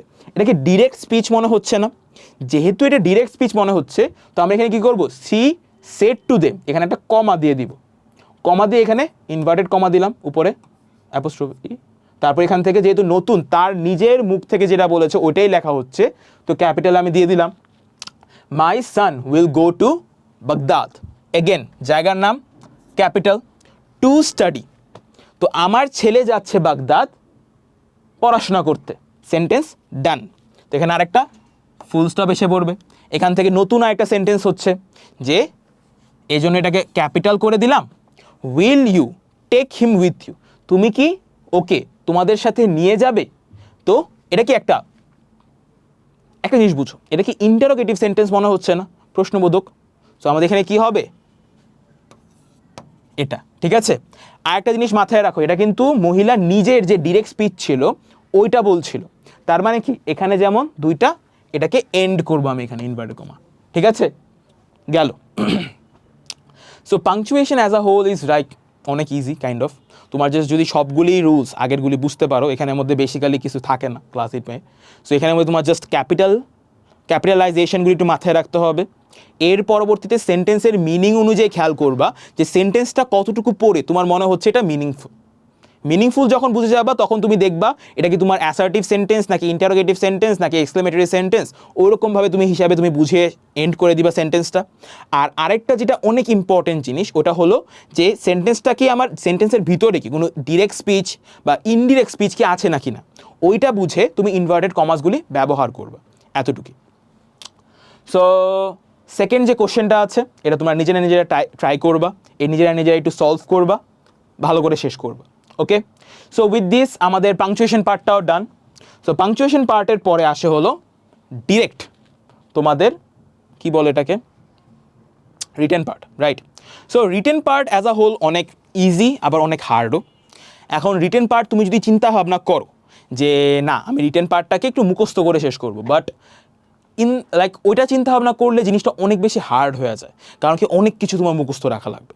বাট তুমি যদি চিন্তা ভাবনা করো যে না এখন আমি ভাইয়ার সব ক্লাস করেছি, এখন ভাইয়া আমাকে সেন্টেন্স স্ট্রাকচার করে কিভাবে একটা সেন্টেন্স বানাতে হয় ওটা শিখিয়ে দিয়েছে, তো রিটেন পার্টগুলির মধ্যে আমি জাস্ট ইনফরমেশনগুলি ইনটেক করব, আর ওই সেন্টেন্সের রুলগুলিকে ফলো করে সেন্টেন্স ফর্ম করে করে আমি লিখব। তো ওই মুহূর্তে তোমার রিটেন পার্টটা পুরোপুরি ইজি হয়ে যায় তোমার জন্য। তো ওইগুলির ক্ষেত্রে তোমার কী জিনিস মাথায় রাখা লাগবে, জাস্ট তোমার স্ট্রাকচারগুলি, ফর্মাল লেটারের স্ট্রাকচারটা, ইনফর্মাল লেটারের স্ট্রাকচারটা, ফর্মাল ইমেলের স্ট্রাকচারটা, ইনফর্মাল ইমেলের স্ট্রাকচারটা। যেমন যদি অ্যাজ আ হোল স্ট্রাকচারে অনেক ডিফারেন্স আছে, কিন্তু লেখার মধ্যে কী রকমের জিনিসপত্রগুলি মানে উল্লেখ করতে হয়, কী রকমের জিনিসগুলি উল্লেখ করতে নেই, এই বিষয়গুলি ফর্মাল লেটার, ফর্মাল ইমেলের মধ্যে সেম, আর ইনফর্মাল লেটার আর ইনফর্মাল ইমেলের মধ্যে সেম। জাস্ট ভিতরের বাইরের স্ট্রাকচারগুলি একটু ডিফারেন্ট হতে পারে, কিন্তু ভিতরের যে ওভারঅল পার্টটা ওগুলির ক্ষেত্রে সেম হয়। সো এখানের মধ্যে যেহেতু ফর্মাল লেটারটা আমরা আগে চিন্তা ভাবনা করছি, that means hour application. So এই অ্যাপ্লিকেশনের পার্টটা নর্মালি কীরকম হতে পারে, এরকমভাবে অলওয়েজ লেফট সাইডে তোমার এই পুরো বিষয়টা লিখবা, যে তোমার ডেট, তারপর হলো দ্য চেয়ারম্যান, কার কাছে তুমি মানে অ্যাপ্লিকেশনটা পাঠাচ্ছ, আর ওই চেয়ারম্যানটা কোন জায়গার চেয়ারম্যান ওটা লিখে দিবা, আর ওটার পুরো অ্যাড্রেসটা দিয়ে দিবা। এরপরে তোমার সাবজেক্ট, যে সাবজেক্টের মধ্যে আমার কী লিখতে হবে, prayer for construction of a bridge over the cancel in our locality. মানে অ্যাজ আ হোল তোমার যে নিচের পার্টটা আছে, এই পুরো যে পার্টটা আছে, এই পুরো পার্টের মধ্যে তুমি অ্যাকচুয়ালি কী বলার চেষ্টা করছো ওটাকে এক লাইনে ছোট্ট করে তুমি লিখে দেওয়ার ট্রাই করবে, ঠিক আছে? এরপরে এই জায়গাটার মধ্যে তোমার একটু সুন্দর মতো স্টার্ট করবে। যেমন স্যার, এখন অ্যাপ্লিকেশন যে জিনিসটা থাকে এটাকে দুইভাবে লেখা যায়, একটা হলো নিজেরটা লিখছি, আর আরেকটা হলো যে অনেক মানুষের রিপ্রেজেন্টেটিভ হিসেবে তুমি লিখে দিচ্ছ।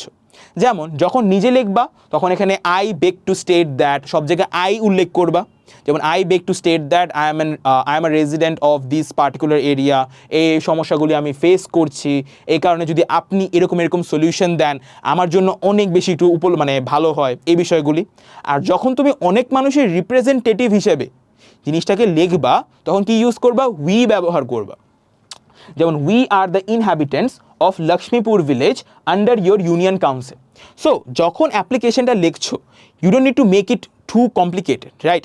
এত কমপ্লিকেশন করে তো আমার লাভ নেই। সো বেসিক্যালি আমার অ্যাপ্লিকেশনে দুইটা প্যারা হবে, ওই দুইটা প্যারার মধ্যে যে ফার্স্ট প্যারাটা থাকবে ওটার মধ্যে তো জাস্ট তিনটা জিনিস লিখবা। তিনটা জিনিস কী কী হতে পারে, ফার্স্টে উল্লেখ করবা হলো তুমি কে, তোমার পরিচয় কি, যেমন হতে পারে বলতে পারো যে আমি বাংলাদেশের একটা সিটিজেন, এটা অবভিয়াসলি বলবা না, মানে ওই রিলেটেড যে আমি লক্ষ্মীপুরের একটা সিটিজেন, আমি লক্ষ্মীপুরের একটা রেজিডেন্ট। এরপর তুমি উল্লেখ করবা তুমি কি সমস্যা ফেস করছো, এরপরে উল্লেখ করবা হলো যে এই সমস্যাটার সলিউশন হিসেবে তুমি তার কাছে কি চাও। এই তিনটা জিনিস যদি তুমি লিখে দিয়ে আসতে পারো you are good to go. এর চেয়ে বেশি কিচ্ছু লেখা লাগে না, ঠিক আছে? এইগুলি লিখবা কীরকমভাবে, জাস্ট ইনফরমেশন তো তুমি নিজে বানাবা, আর যেই রুলসগুলি আমি এত কষ্ট করে আগে পড়িয়েছি ওগুলিকে ব্যবহার করে সেন্টেন্সের স্ট্রাকচার দিবা। ওকে, সেকেন্ড যে প্যারাটা থাকবে ওটার মধ্যে কী ব্যবহার করবা, যেমন we therefore hope that you would be kind enough to make immediate arrangement for the construction of a bridge over the canal to save the people from their untold sufferings and oblige thereby. So এটার জায়গায় তুমি একটা ইজিভাবে ব্যবহার করতে পারো, যেমন we therefore pray and hope that you would be kind enough to consider our problems and oblige thereby, এটা ইউজ করতে পারো। এখন এটা কেন ইউজ করতে পারো এটা আমি বলি। যেমন এটা দিলা হলো we therefore pray and hope that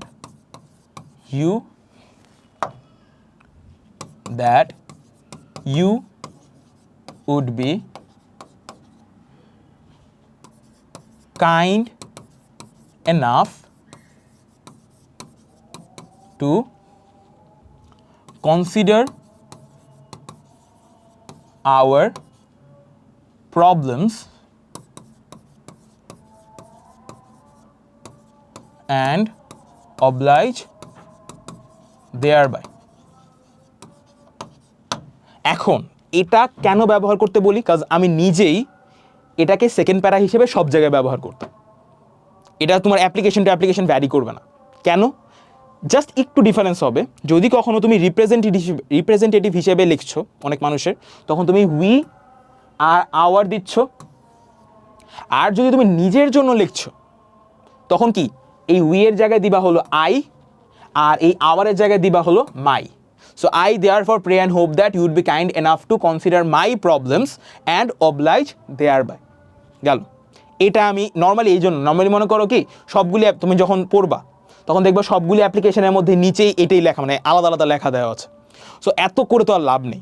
basically তুমি বলতে চাচ্ছ যে আমি হোপ করি এবং প্রার্থনা করি যে আপনি আমার প্রবলেমসগুলিকে একটু বোঝার চেষ্টা করবেন এবং মানে ওই হিসাবে আপনি একটু সলভ করার ট্রাই করবেন, এতটুকুই তো বলতে চাচ্ছ। তুমি কিন্তু এটার মধ্যে কোনো প্রবলেমসও লিখছো না, কোনো সলিউশনও চাচ্ছ না, তুমি জাস্ট বলছো একটু বোঝার চেষ্টা করেন, একটু সলভ করে দিন, এতটুকুই। এটা কিন্তু প্রত্যেকটা অ্যাপ্লিকেশনের ক্ষেত্রে সেম। সো এভাবে এটাকে যদি ফলো করো হয়ে যাবে, ঠিক আছে। অ্যান্ড এরপরে yours faithfully Anisul Haque on the behalf of villages, ঠিক আছে।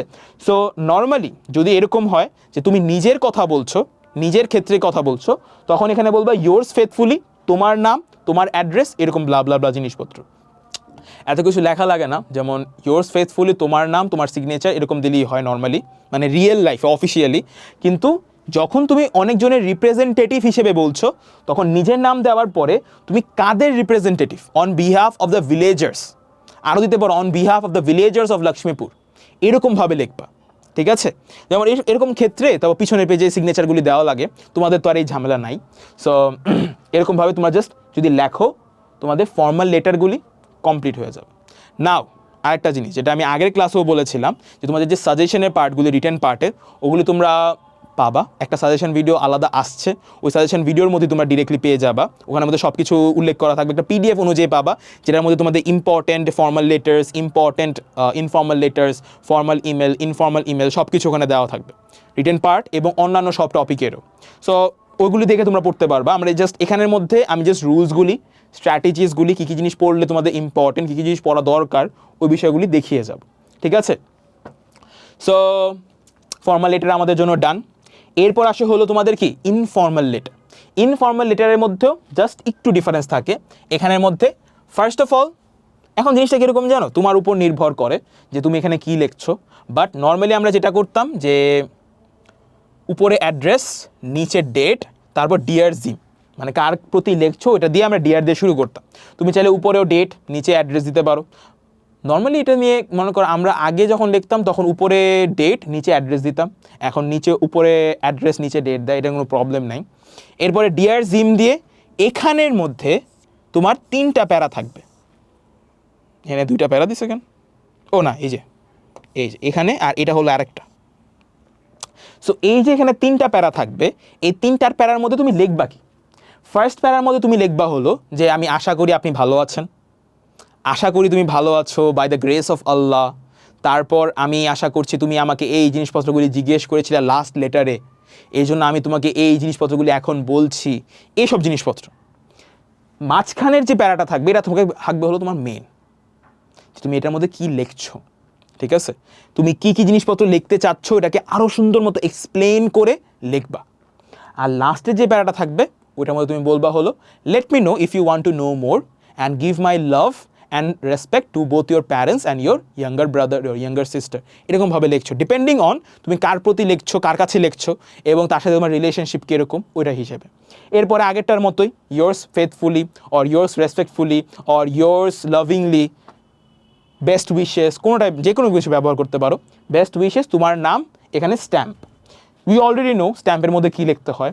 ফ্রম আর টু, এখানে মধ্যে তোমার নাম, তোমার অ্যাড্রেস, এরকম জিনিসপত্রগুলি লিখবা। আর এখানে টু, কার কাছে লিখছো ওইটার নাম, মানে তার নাম, তার অ্যাড্রেস, এতটুকুই, স্ট্যাম্প শেষ। একটা জিনিস, লেফট সাইডের পেজ থেকে শুরু করবা, লেফট সাইডের প্রথম থেকে শুরু করবা, রাইট সাইডের পেজে যাতে গিয়ে শেষ হয়ে যায়, ঠিক আছে, এরকমভাবে লিখবা। নর্মালি অনেক ঝামেলা হয় নাইলে, ঠিক আছে? এটা তোমার যে কোনো মনে করো ফর্মাল ইমেল বলি, ইনফর্মাল ইমেল বলি, ফর্মাল লেটার বলি, ইনফর্মাল লেটার বলি, সব কিছুর ক্ষেত্রে এটাই। সো জাস্ট স্ট্র্যাটেজিসগুলি বোঝো। একটা জিনিস কীরকম জানো, তুমি যদি মেমোরাইজ করা ট্রাই করো, একটা জিনিস চিন্তা করো, তুমি এত কম্পোজিশনস আছে, এত লেটার্স আছে, এত প্যারাগ্রাফস আছে, এত কমপ্লিটিং স্টোরিজ আছে, তুমি কয়টা মেমোরাইজ করবা? জাস্ট ইনফরমেশনগুলি গ্যাদার করো যাতে তুমি নিজের অনুযায়ী লিখে আসতে পারো। আর নিজের অনুযায়ী কীভাবে লিখবা, আমি যে সেন্টেন্সের স্ট্রাকচারগুলি শিখিয়েছি, আমি যে কষ্ট করে গ্রামারগুলি শিখিয়েছি, আমি যে একটু আগে টেন্সটা বুঝিয়েছি, ওগুলিকে ইমপ্লিমেন্ট করে তুমি সেন্টেন্সগুলি লিখে আসবা। That's all. You just need enough practice, you don't need memorization. Memorize করলেও ভুলে যাবা, কষ্ট করে লাভ কি? তুমি জাস্ট ট্রাই করো মনে রাখার জন্য ইনফরমেশনগুলি, এরপরে নিজের ভাষায় লেখা ট্রাই করবা। You will get the best output as possible, ঠিক আছে? সো ইনফর্মাল লেটার গেল, এরপরে হলো তোমাদের ফর্মাল ইমেল। ফর্মাল ইমেলের মধ্যে বেশি কিছু না, নর্মালি একটা জিনিস মাথায় রাখবা, নর্মালি ইমেল কিন্তু একটু ছোটো করে লিখতে হয়, ঠিক আছে? এক পেজের মধ্যে এরকম ছোটো করে লেখার চেষ্টা করবো। সো ফর্মাল ইমেল আরও ছোটো হয় অ্যাকচুয়ালি, ফর্মাল ইমেল একবারে অন পয়েন্ট লিখতে হয়, কোনো ফালতু জিনিসপত্র দেওয়া যাবে না এরকমভাবে। সো এখানের মধ্যে তোমার প্রথমত টু, কার কাছে লিখছো তার ইমেল অ্যাড্রেস, সাবজেক্ট, যে তুমি কি ব্যাপারে লিখছো, কেন লিখছো, তাকে কেন তুমি ডিস্টার্ব করছো, ওটার সাবজেক্ট একটা ছোট্ট, ওই যে আমাদের ফর্মাল লেটার লিখেছিলাম না, ওটার মধ্যে যেরকমভাবে সাবজেক্ট লিখতা, এরকম এটার মধ্যেও তুমি সাবজেক্টে এরকমভাবে দিয়ে দিবা, ছোট্ট একটা subject, not more than that. এরপরে ডিয়ার স্যার, কমা দেয় নেই, আর এরপরে ছোট্টভাবে তুমি কি বলার চেষ্টা করছো, এখানের ক্ষেত্রেও সেমভাবে যে তুমি কে, তোমার প্রবলেম কি, তিনটা ধরনের সেন্টেন্স হবে। স্ট্র্যাটেজিক্যালি মানে সিরিয়ালি যাবা, তুমি কে, তুমি কি প্রবলেম ফেস করছো, আর তুমি তার কাছ থেকে কি ধরনের সলিউশন এক্সপেক্ট করছো, দ্যাটস অল, আর কিছু না। এটা হবে তোমার 1 নম্বর প্যারা। আর লাস্টের প্যারার মধ্যে কি দিবা, সেম আগেরটার মতো, যে আমি হোপ করি যে আপনি আমার প্রবলেমটা বুঝবেন এবং এটাকে সলভ করার ট্রাই করবেন, এতটুকুই। কিন্তু রেগুলার ফর্মাল লেটার থেকে ফর্মাল ইমেলটা একটু ছোটোভাবে লিখবা, একবার অন পয়েন্ট যাবা, এক্সট্রা কোনো সেন্টেন্স দিবা না, সুন্দর মতো লিখে দিবা। দেখবা আগের যে ফর্মাল লেটার ছিল ওটার তুলনায় কি এই অ্যান্সারটা একটু ছোটো না, অনেক ছোট, ওরকমভাবে তোমার মেনটেন করতে হবে এটা। অ্যান্ড লাস্টে এই পার্টটা তোমার পুরোপুরি সেম, যে ইয়োর্স সিনসিয়ারলি, আমার নাম, আমার ক্লাস, আমার অ্যাড্রেস অ্যান্ড এভরিথিং, ঠিক আছে? সুন্দর মতো হয়ে গেল। আর এরপরে আছে হলো লাস্ট এইগুলির মধ্যে ইনফর্মাল ইমেল। ইনফর্মাল ইমেলের মধ্যে তোমার ফর্মাল ইমেলের মতোই টু, সাবজেক্ট, ডিয়ার অর্থ। এখন বিষয়টা কি, ইনফর্মাল ইমেলের মধ্যে তোমার ওই যে ছোটো করে লেখার ঝামেলাটা নাই, ছোটো করে আমরা নর্মালি ইমেল লিখে একটু ছোটো করেই লিখি, কিন্তু ফর্মাল মানে ইনফর্মাল লেটারের মতো যেরকম তিনটা, ফার্স্টের মধ্যে তুমি বলবা যে তুমি লাস্ট ইমেলে বলেছিলা যে আমার হার্টের কী কী জিনিসপত্র দরকার, এরকম মানে হার্ট থেকে কী কী জিনিসপত্র আসে তুমি এসব বিষয়ে জানতে চেয়েছিলা, এরকম জিনিসপত্র, তুমি ভালো আছো এরকম বিষয়গোত্র। অ্যান্ড মাঝখানে হলো তোমার পুরো এক্সপিরিয়েন্সটা বলবা। আর লাস্টে যে প্যারাটা থাকবে ওটার মধ্যে তুমি বলে দিবা যে আমি এক্সপেক্ট করি তুমি তোমার মানে আমার ভালোবাসা এবং আমার সম্মান তুমি তোমার বাবা মা এবং তোমার ছোটো ভাই বোনকে দিও, এতটুকু। এরকমভাবে এন্ডিং দিবা, তিনটা প্যারা হিসেবে দিয়ে দিবা, ছোটো করে প্যারা করে সুন্দর করে দিয়ে দিবা। অ্যান্ড লাস্টে ইয়োর লাভিং ফ্রেন্ড, একটা কমা হবে এই জায়গায়, জাহিন, গেল। একটু স্ট্রাকচারালি ডিফারেন্ট হলেও তোমার ফর্মাল লেটার আর ফর্মাল ইমেল সেম, অ্যান্ড তোমার ইনফর্মাল লেটার আর ইনফর্মাল ইমেল সেম। একটু স্ট্রাকচারালি ডিফারেন্ট উপর নিচে বা সব দিক দিয়ে সেম, বাকি সব দিক দিয়ে সেম। ইন্টারনালি ভিতরে তুমি কি লিখছো এটার যে ভিতরের স্ট্রাকচারটা এটা তোমার ওই রকমভাবে সেম হয়। ক্লিয়ার? এরপরে দেখো কমপ্লিটিং স্টোরি দেওয়া আছে, রাইট? এখন now the thing is, completing story দুই ধরনের হয়। একটা ধরন কি, যে তুমি সারা জীবন তার স্টোরি পড়েছো, grapes are sour, a friend in need is a friend in deed, তারপর আরও কি আছে, who will bell the cat, এরকম বিষয় যে স্টোরিগুলি, যেগুলি স্টোরিগুলি তুমি অলরেডি জানো। অ্যান্ড আরেকটা কী ধরনের হয়, যে একটা লাইক ইমপ্রম্পটুর মতো, যে তোমার হঠাৎ করে একটা নতুন স্টোরি বানিয়ে দিতে হবে। সো বেসিক্যালি তুমি যখন স্টোরিগুলি লিখবা, নর্মাল প্যারাগ্রাফ যখন আমরা লিখি তখন কিন্তু আমাদের মোস্টলি এটা প্রেজেন্ট টেন্সই হয়, কিন্তু প্যারাগ্রাফ একটা বস্তুর ব্যাপারে আমি লিখছি প্রেজেন্ট টেন্সে। কিন্তু আমি তোমাদের একটু আগে টেন্সটা পড়িয়েছিলাম, এই কারণে কমপ্লিটিং স্টোরির মধ্যে অনেক কিছু লাগে। এটা কেন, একটা কাহানি বলছো, সাপোজ মনে করো তুমি ভূত এফএম শুনো না, আগে শুনছো না ভূত এফএম অনেক আগে, বা যে কোনো স্টোরি বা একটা ঘটনা শুনছো, ওটার মধ্যে কিন্তু শুধুমাত্র একটা পার্টিকুলার টেন্স মেনটেন করে লেখা হয় না, ওটার মধ্যে কিন্তু সিরিয়ালি গল্প অনুযায়ী প্রেজেন্ট পারফেক্ট মানে প্রেজেন্ট ফিউচার মানে প্রেজেন্ট ফিউচার পাস্ট সব কিছু মেনটেন করে বলা হয় ঘটনাটা, যে এটা হয়েছিল কারণ আমি এক্সপেক্ট করছিলাম যে আমার ফিউচারে এটা হবে, এরকমভাবে আমি এই জন্য আমি বর্তমানে এটা করছি, এরকমভাবে আমরা বলি, রাইট? সো পুরো জিনিসটা। অ্যান্ড আনাদার থিং ইজ যে মেনটেনিং দ্য ফ্লো, যে কীভাবে ফ্লোটাকে মেনটেন করছি। যে একটা জিনিস কীরকম জানো, যে whenever you are writing a paragraph or a composition or a completing story, তোমার কিন্তু ফ্লোটা ইম্পর্টেন্ট। যে আমার এটা হচ্ছিল, এইটার পরে যেমন আগে রিঅ্যারেঞ্জ করেছো না, রিঅ্যারেঞ্জের মধ্যে কী করতা, একটা ফ্লো মেনটেন করে আনতা না, ওই ফ্লোটা যেরকমভাবে করতা এখানে ক্ষেত্রে হচ্ছে যে একটা ঘটনা বলছো, ব্যাটায় যদি জন্মগ্রহণ করেছে, তারপর সে পড়াশোনা করেছে, তারপর মৃত্যু হয়েছে, ও যদি জন্মগ্রহণের কথাই না বলা থাকে, ওর পড়াশোনা কথা মৃত্যুর কথা বলে আমি কি জানবো? সো ওই যে সিরিয়ালটা, ওই যে ফ্লোটা, দ্যাট ইজ ইম্পর্টেন্ট। ক্লিয়ার? ওই ফ্লোটাকে মেনটেন করে তারপর তুমি কমপ্লিটিং স্টোরিটাকে এগিয়ে নিয়ে যাবা। So other than this I don't really think there is any particular example or strategy or any other rules, but এই যে ফ্লোটা মেনটেন করা অনেক হার্ড, অনেক ইম্পর্ট্যান্ট এই বিষয়গুলি। এর পাশাপাশি কিছু ট্রানজিশনাল ওয়ার্ডসগুলি ব্যবহার করবা, যেমন ওয়ান্স, তারপর হলো আফটার আ ওয়াইল, তারপর হলো হি ডাজ, এই যে ডাজগুলি, এই যে এই ওয়ার্ডগুলি ব্যবহার করলে তোমার জিনিসগুলি কি মানসম্পন্ন লাগে, মানে মানসম্পন্ন লাগে, ঠিক আছে? সো এই ওয়ার্ডগুলি ব্যবহার করার চেষ্টা করবা, যেমন মোর ওভার, দেয়ার ফর, তারপর হাউ এভার, তারপর হলো তোমার কি কি আছে আর বিসাইডস, তারপর হলো after a while, at the end of the day, এইসব ওয়ার্ডগুলি যেগুলি আছে, এইসব ফ্রেজগুলি যেগুলি আছে, এইগুলিকে রেগুলারলি তোমার কমপ্লিটিং স্টোরি, তোমার প্যারাগ্রাফ, তোমার কি বলে এটাকে কম্পোজিশন, এগুলির মধ্যে ব্যবহার করা ট্রাই করবে। জিনিসটা কি করবে, তোমার যে লেখার মানটা আছে এটাকে আরও এলিভেট করবে, ঠিক আছে? সো এই পার্টটা গেল, এটা গেল তোমার যদি মুখস্থভাবে জানো। এখন ঝামেলাটা কি? এখন ঝামেলাটা হলো যদি তুমি নাই জানো যে তোমার কি লিখতে হবে, তখন তোমাকে নিজের ঘটনা লিখে আসবা। ওকে, একটা জিনিস হলো নিজের স্টোরি বানানো ইজ নট দ্যাট হার্ড। আর টু বি অনেস্ট, আমি যে কাজটা করতাম হলো যে এরকম যখন কোনো স্টোরি আসার চান্সেস থাকতো, তখন আমি না একটা স্টোরি হঠাৎ মানে একটা বানিয়ে রাখছিলাম, যেটাই দেওয়া থাকতো আমি করতাম কি ঘুরিয়ে পেঁচিয়ে আমার ওই স্টোরির কাছে নিয়ে আসতাম, ঠিক আছে? সো এরকমভাবে এটা অনেকেরই থাকে। তো বেসিক্যালি এরকম হতে পারে, যেমন মনে করো এখানে দেওয়া আছে কি, once upon a time there lived a young boy named Arefin, he was very honest, sincere and industrious from his childhood. He thought about the welfare of mankind. One day while running from the nearest market, ঠিক আছে?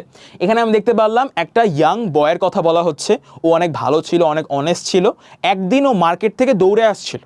তো আমি কি করতাম জানো, normally যখন দেখতাম যে এরকম স্টোরিজ দেওয়া আছে যেটা আমাকে নিজে ইমপ্রম্পটুর মতো বানিয়ে দিতে হবে, তখন ওগুলো কি করতাম, যে আমার একটা স্টোরি মাথায় ছিল সবসময়, যে একটা ছেলে যাচ্ছিল, ও দেখলো একটি লোক ডুবে যাচ্ছে, তাকে সে নিচে নেমে গিয়ে সাঁতরে সাঁতরে গিয়ে তাকে উঠিয়ে নিয়ে আসলো এবং তাকে বাঁচিয়ে দিল। আমি যখনই দেখতাম এগুলি যেটা একটা ইয়াং বয়ের নামে বলা হচ্ছে, আমি ঘুরিয়ে পেঁচিয়ে ওই জিনিসটাই নিয়ে আসতাম। সো ইটস নট লাইক যে তোমার অনেক কিছু বানাতে হচ্ছে, কিন্তু তুমি যদি আগের যেই কমপ্লিটিং স্টোরি রুলসগুলি বললাম ওগুলি মেনটেন করে যদি একটা পার্টিকুলার গুলিকে ঘুরিয়ে পেঁচিয়ে সুন্দর করে লিখে দিয়ে আসতে পারো, you will have your answer and একটা সুন্দর মতো কমপ্লিটিং স্টোরি দাঁড়িয়ে যাবে। অ্যান্ড আরেকটা জিনিস, এই নেমগুলি অনেক ইম্পর্টেন্ট। এত কমপ্লেক্স করে তোমার লেখা লাগবে না, যে আমার এরকম friend in need is a friend in deed, grapes are sour, এগুলি তো অলরেডি জানো তুমি, সো এগুলো নিয়ে কোনো প্যারা হয় না। বাট যেগুলির মধ্যে মনে করো এই নেমগুলি তোমার বানিয়ে দিতে হচ্ছে, ওগুলো তুমি জানছো না, ওগুলির মধ্যে আমি যেটা করতাম যখন ছোটো ছিলাম, ক্লাস 8-9 যখন ছিলাম, তখন না অনেক বেশি না আমি কনফিউজড হয়ে যেতাম, কী নেম দিব কী নেম দিব না। নেমটা দেওয়া ইম্পর্ট্যান্ট, তোমার কী নেম দিবা দ্যাট ইজ নট ইম্পর্ট্যান্ট, তুমি নেমটা খালি লিখে আসো, এটা নিয়ে টাইম নষ্ট করবে না পরীক্ষার হলে, ঠিক আছে? সুন্দর মতো একটা নেম যেটা তোমার মনে হচ্ছে যে পুরোপুরি যাচ্ছে, হয়ে যাবে। আর তুমি এটা বলতো a story about a young boy or a young boy's braveness, depending তুমি কিসের উপর লিখছো অ্যাকচুয়ালি, ওরকমভাবে। কিন্তু ডোন্ট ওয়েস্ট লাইক টাইম, ঠিক আছে? এটা গেল। লাস্টে আছে কি তোমার ডায়ালগ, অ্যান্ড এরপরে আছে তোমার কম্পোজিশন, রাইট? সো ডায়ালগটা আমরা আগে বুঝি। ডায়ালগের মধ্যে you already know about dialogues, right? ডায়ালগের মধ্যে এক্সট্রাভাবে বলার কিছু নাই অ্যাকচুয়ালি, বাট ডায়ালগের মধ্যে কয়েকটা পার্টিকুলার ওয়ার্ডস, এটা কিন্তু তোমার ডায়ালগ বলতে গেলে কী বোঝাচ্ছে, দুইটা মানুষের মধ্যে মানে কমিউনিকেশন হচ্ছে, যোগাযোগ হচ্ছে, কথোপকথন হচ্ছে, রাইট? সো এটার মধ্যে তুমি এখন চিন্তা ভাবনা করবা যে রেগুলারলি তুমি যখন তোমার ফ্রেন্ডের সাথে কথাবার্তা বলো তখন তুমি কীরকমভাবে কথাবার্তা বলো। তুমি কি অনেক বেশি রুলস মেনটেন করে কথাবার্তা বলো, অনেক বেশি অফিসিয়াল ওয়েতে কথাবার্তা বলো? অবভিয়াসলি না, ইনফর্মাল ওয়েতে কথাবার্তা বলো। কিন্তু আবার লেখার মধ্যে গালিগালাজ এগুলি লিখতে যাও না, that is not like required লিখবেই না, কিন্তু ইনফর্মাল ওয়েতে লিখবা। যেমন অফকোর্স, দো, এসব যত যে ওয়ার্ডগুলি আছে এগুলি আমরা আমাদের ডায়ালগের মধ্যে ইনক্লুড করার ট্রাই করব, জিনিসগুলিকে আরও সুন্দর মনে করো ইনফর্মাল মনে হয় তাহলে। যেমন অ্যাকচুয়ালি থেকে শুরু করে এই যে বিষয়গুলি। তো ডায়ালগ যখন লিখবা, নর্মালি যখন আমরা প্যাসেজে বা প্যারাগ্রাফ বা কি বলে কম্পোজিশন লিখি তখন কিন্তু আমরা নর্মালি কি বলে এটাকে এই ইম্পারেটিভ সেন্টেন্সের এতটা ব্যবহার দেখি না। কিন্তু ডায়ালগের মধ্যে যেহেতু তুমি সেকেন্ড পার্সনের সাথে কথা বলছো, ট্রাই করবা যাতে তোমার ইম্পারেটিভ সেন্টেন্সগুলি আরও ব্যবহার করতে পারো এরকমভাবে, যে don't do that, don't take my stuff, things like that. You understand that, right? So এইরকমভাবে যদি গুছিয়ে লিখতে পারো যে কিছু ফিলার ওয়ার্ডস যেগুলো তুমি রেগুলার যখন কনভারসেশন করো এইসব ব্যবহার করো, ওইগুলি ইউজ করবা। এর পাশাপাশি কিছু তুমি ইম্পারেটিভ ফর্মেরও কোশ্চেন বলবা, মানে ইম্পারেটিভ ফর্মেরও সেন্টেন্স লিখবা এর সাইডে, ঠিক আছে? তাহলে দেখবে তোমার ডায়ালগগুলি সুন্দর মতো হয়ে যাচ্ছে। And you already know about যে এখানের মধ্যে কতগুলি তোমার পেয়ার হতে হবে ডিপেন্ডিং অন দ্য মার্কস। যেমন এখানে কতটা পেয়ার দেওয়া আছে, 1 2 3 4 5 6, হ্যাঁ 1 2 3 4 5 6 7টা পেয়ার দেওয়া আছে। তো 7টা পেয়ার যেহেতু দেওয়া আছে ওইরকমভাবে ওকে ডিপেন্ড করে না অ্যাকচুয়ালি, নর্মালি 7 থেকে 10টা পেয়ারের মধ্যে রাখলেই হয়ে যায়, এর চেয়ে বেশি লাগে না। 7 থেকে 10টা পেয়ার বলছি হলো জামিল সাদ, এটা একটা পেয়ার, তারপর জামিল সাদ এটা আরেকটা পেয়ার, এরকমভাবে এক পেয়ার। সো নর্মালি আমি যেটা করতাম 7 থেকে 10টা পেয়ার, ঠিক আছে? 7 থেকে 10টা পেয়ারের মধ্যে হলে হয়ে যায়, একবারে সেফ সাইডে থাকার জন্য 10টা, এর চেয়ে নিচে লাগে না, এর চেয়ে বেশি হলেও এত একটা প্রয়োজন হয় না। সো এরকমভাবেই। অ্যান্ড লাস্টে আছে তোমার composition. So composition part is not that hard, যেটা আগেই বলেছিলাম, কিন্তু অনেকে মুখস্থ করার ট্রাই করে, আবার অনেকে আছে যে বলে যে ভাইয়া একটা কম্পোজিশন দিয়ে আমার 14টা কম্পোজিশন যাতে হয়ে যায় এরকম একটা দিয়ে, এটা দিয়ে মার্কস দেয় না ভাই, এটা দিয়ে অ্যাকচুয়ালি মার্কস দেয় না।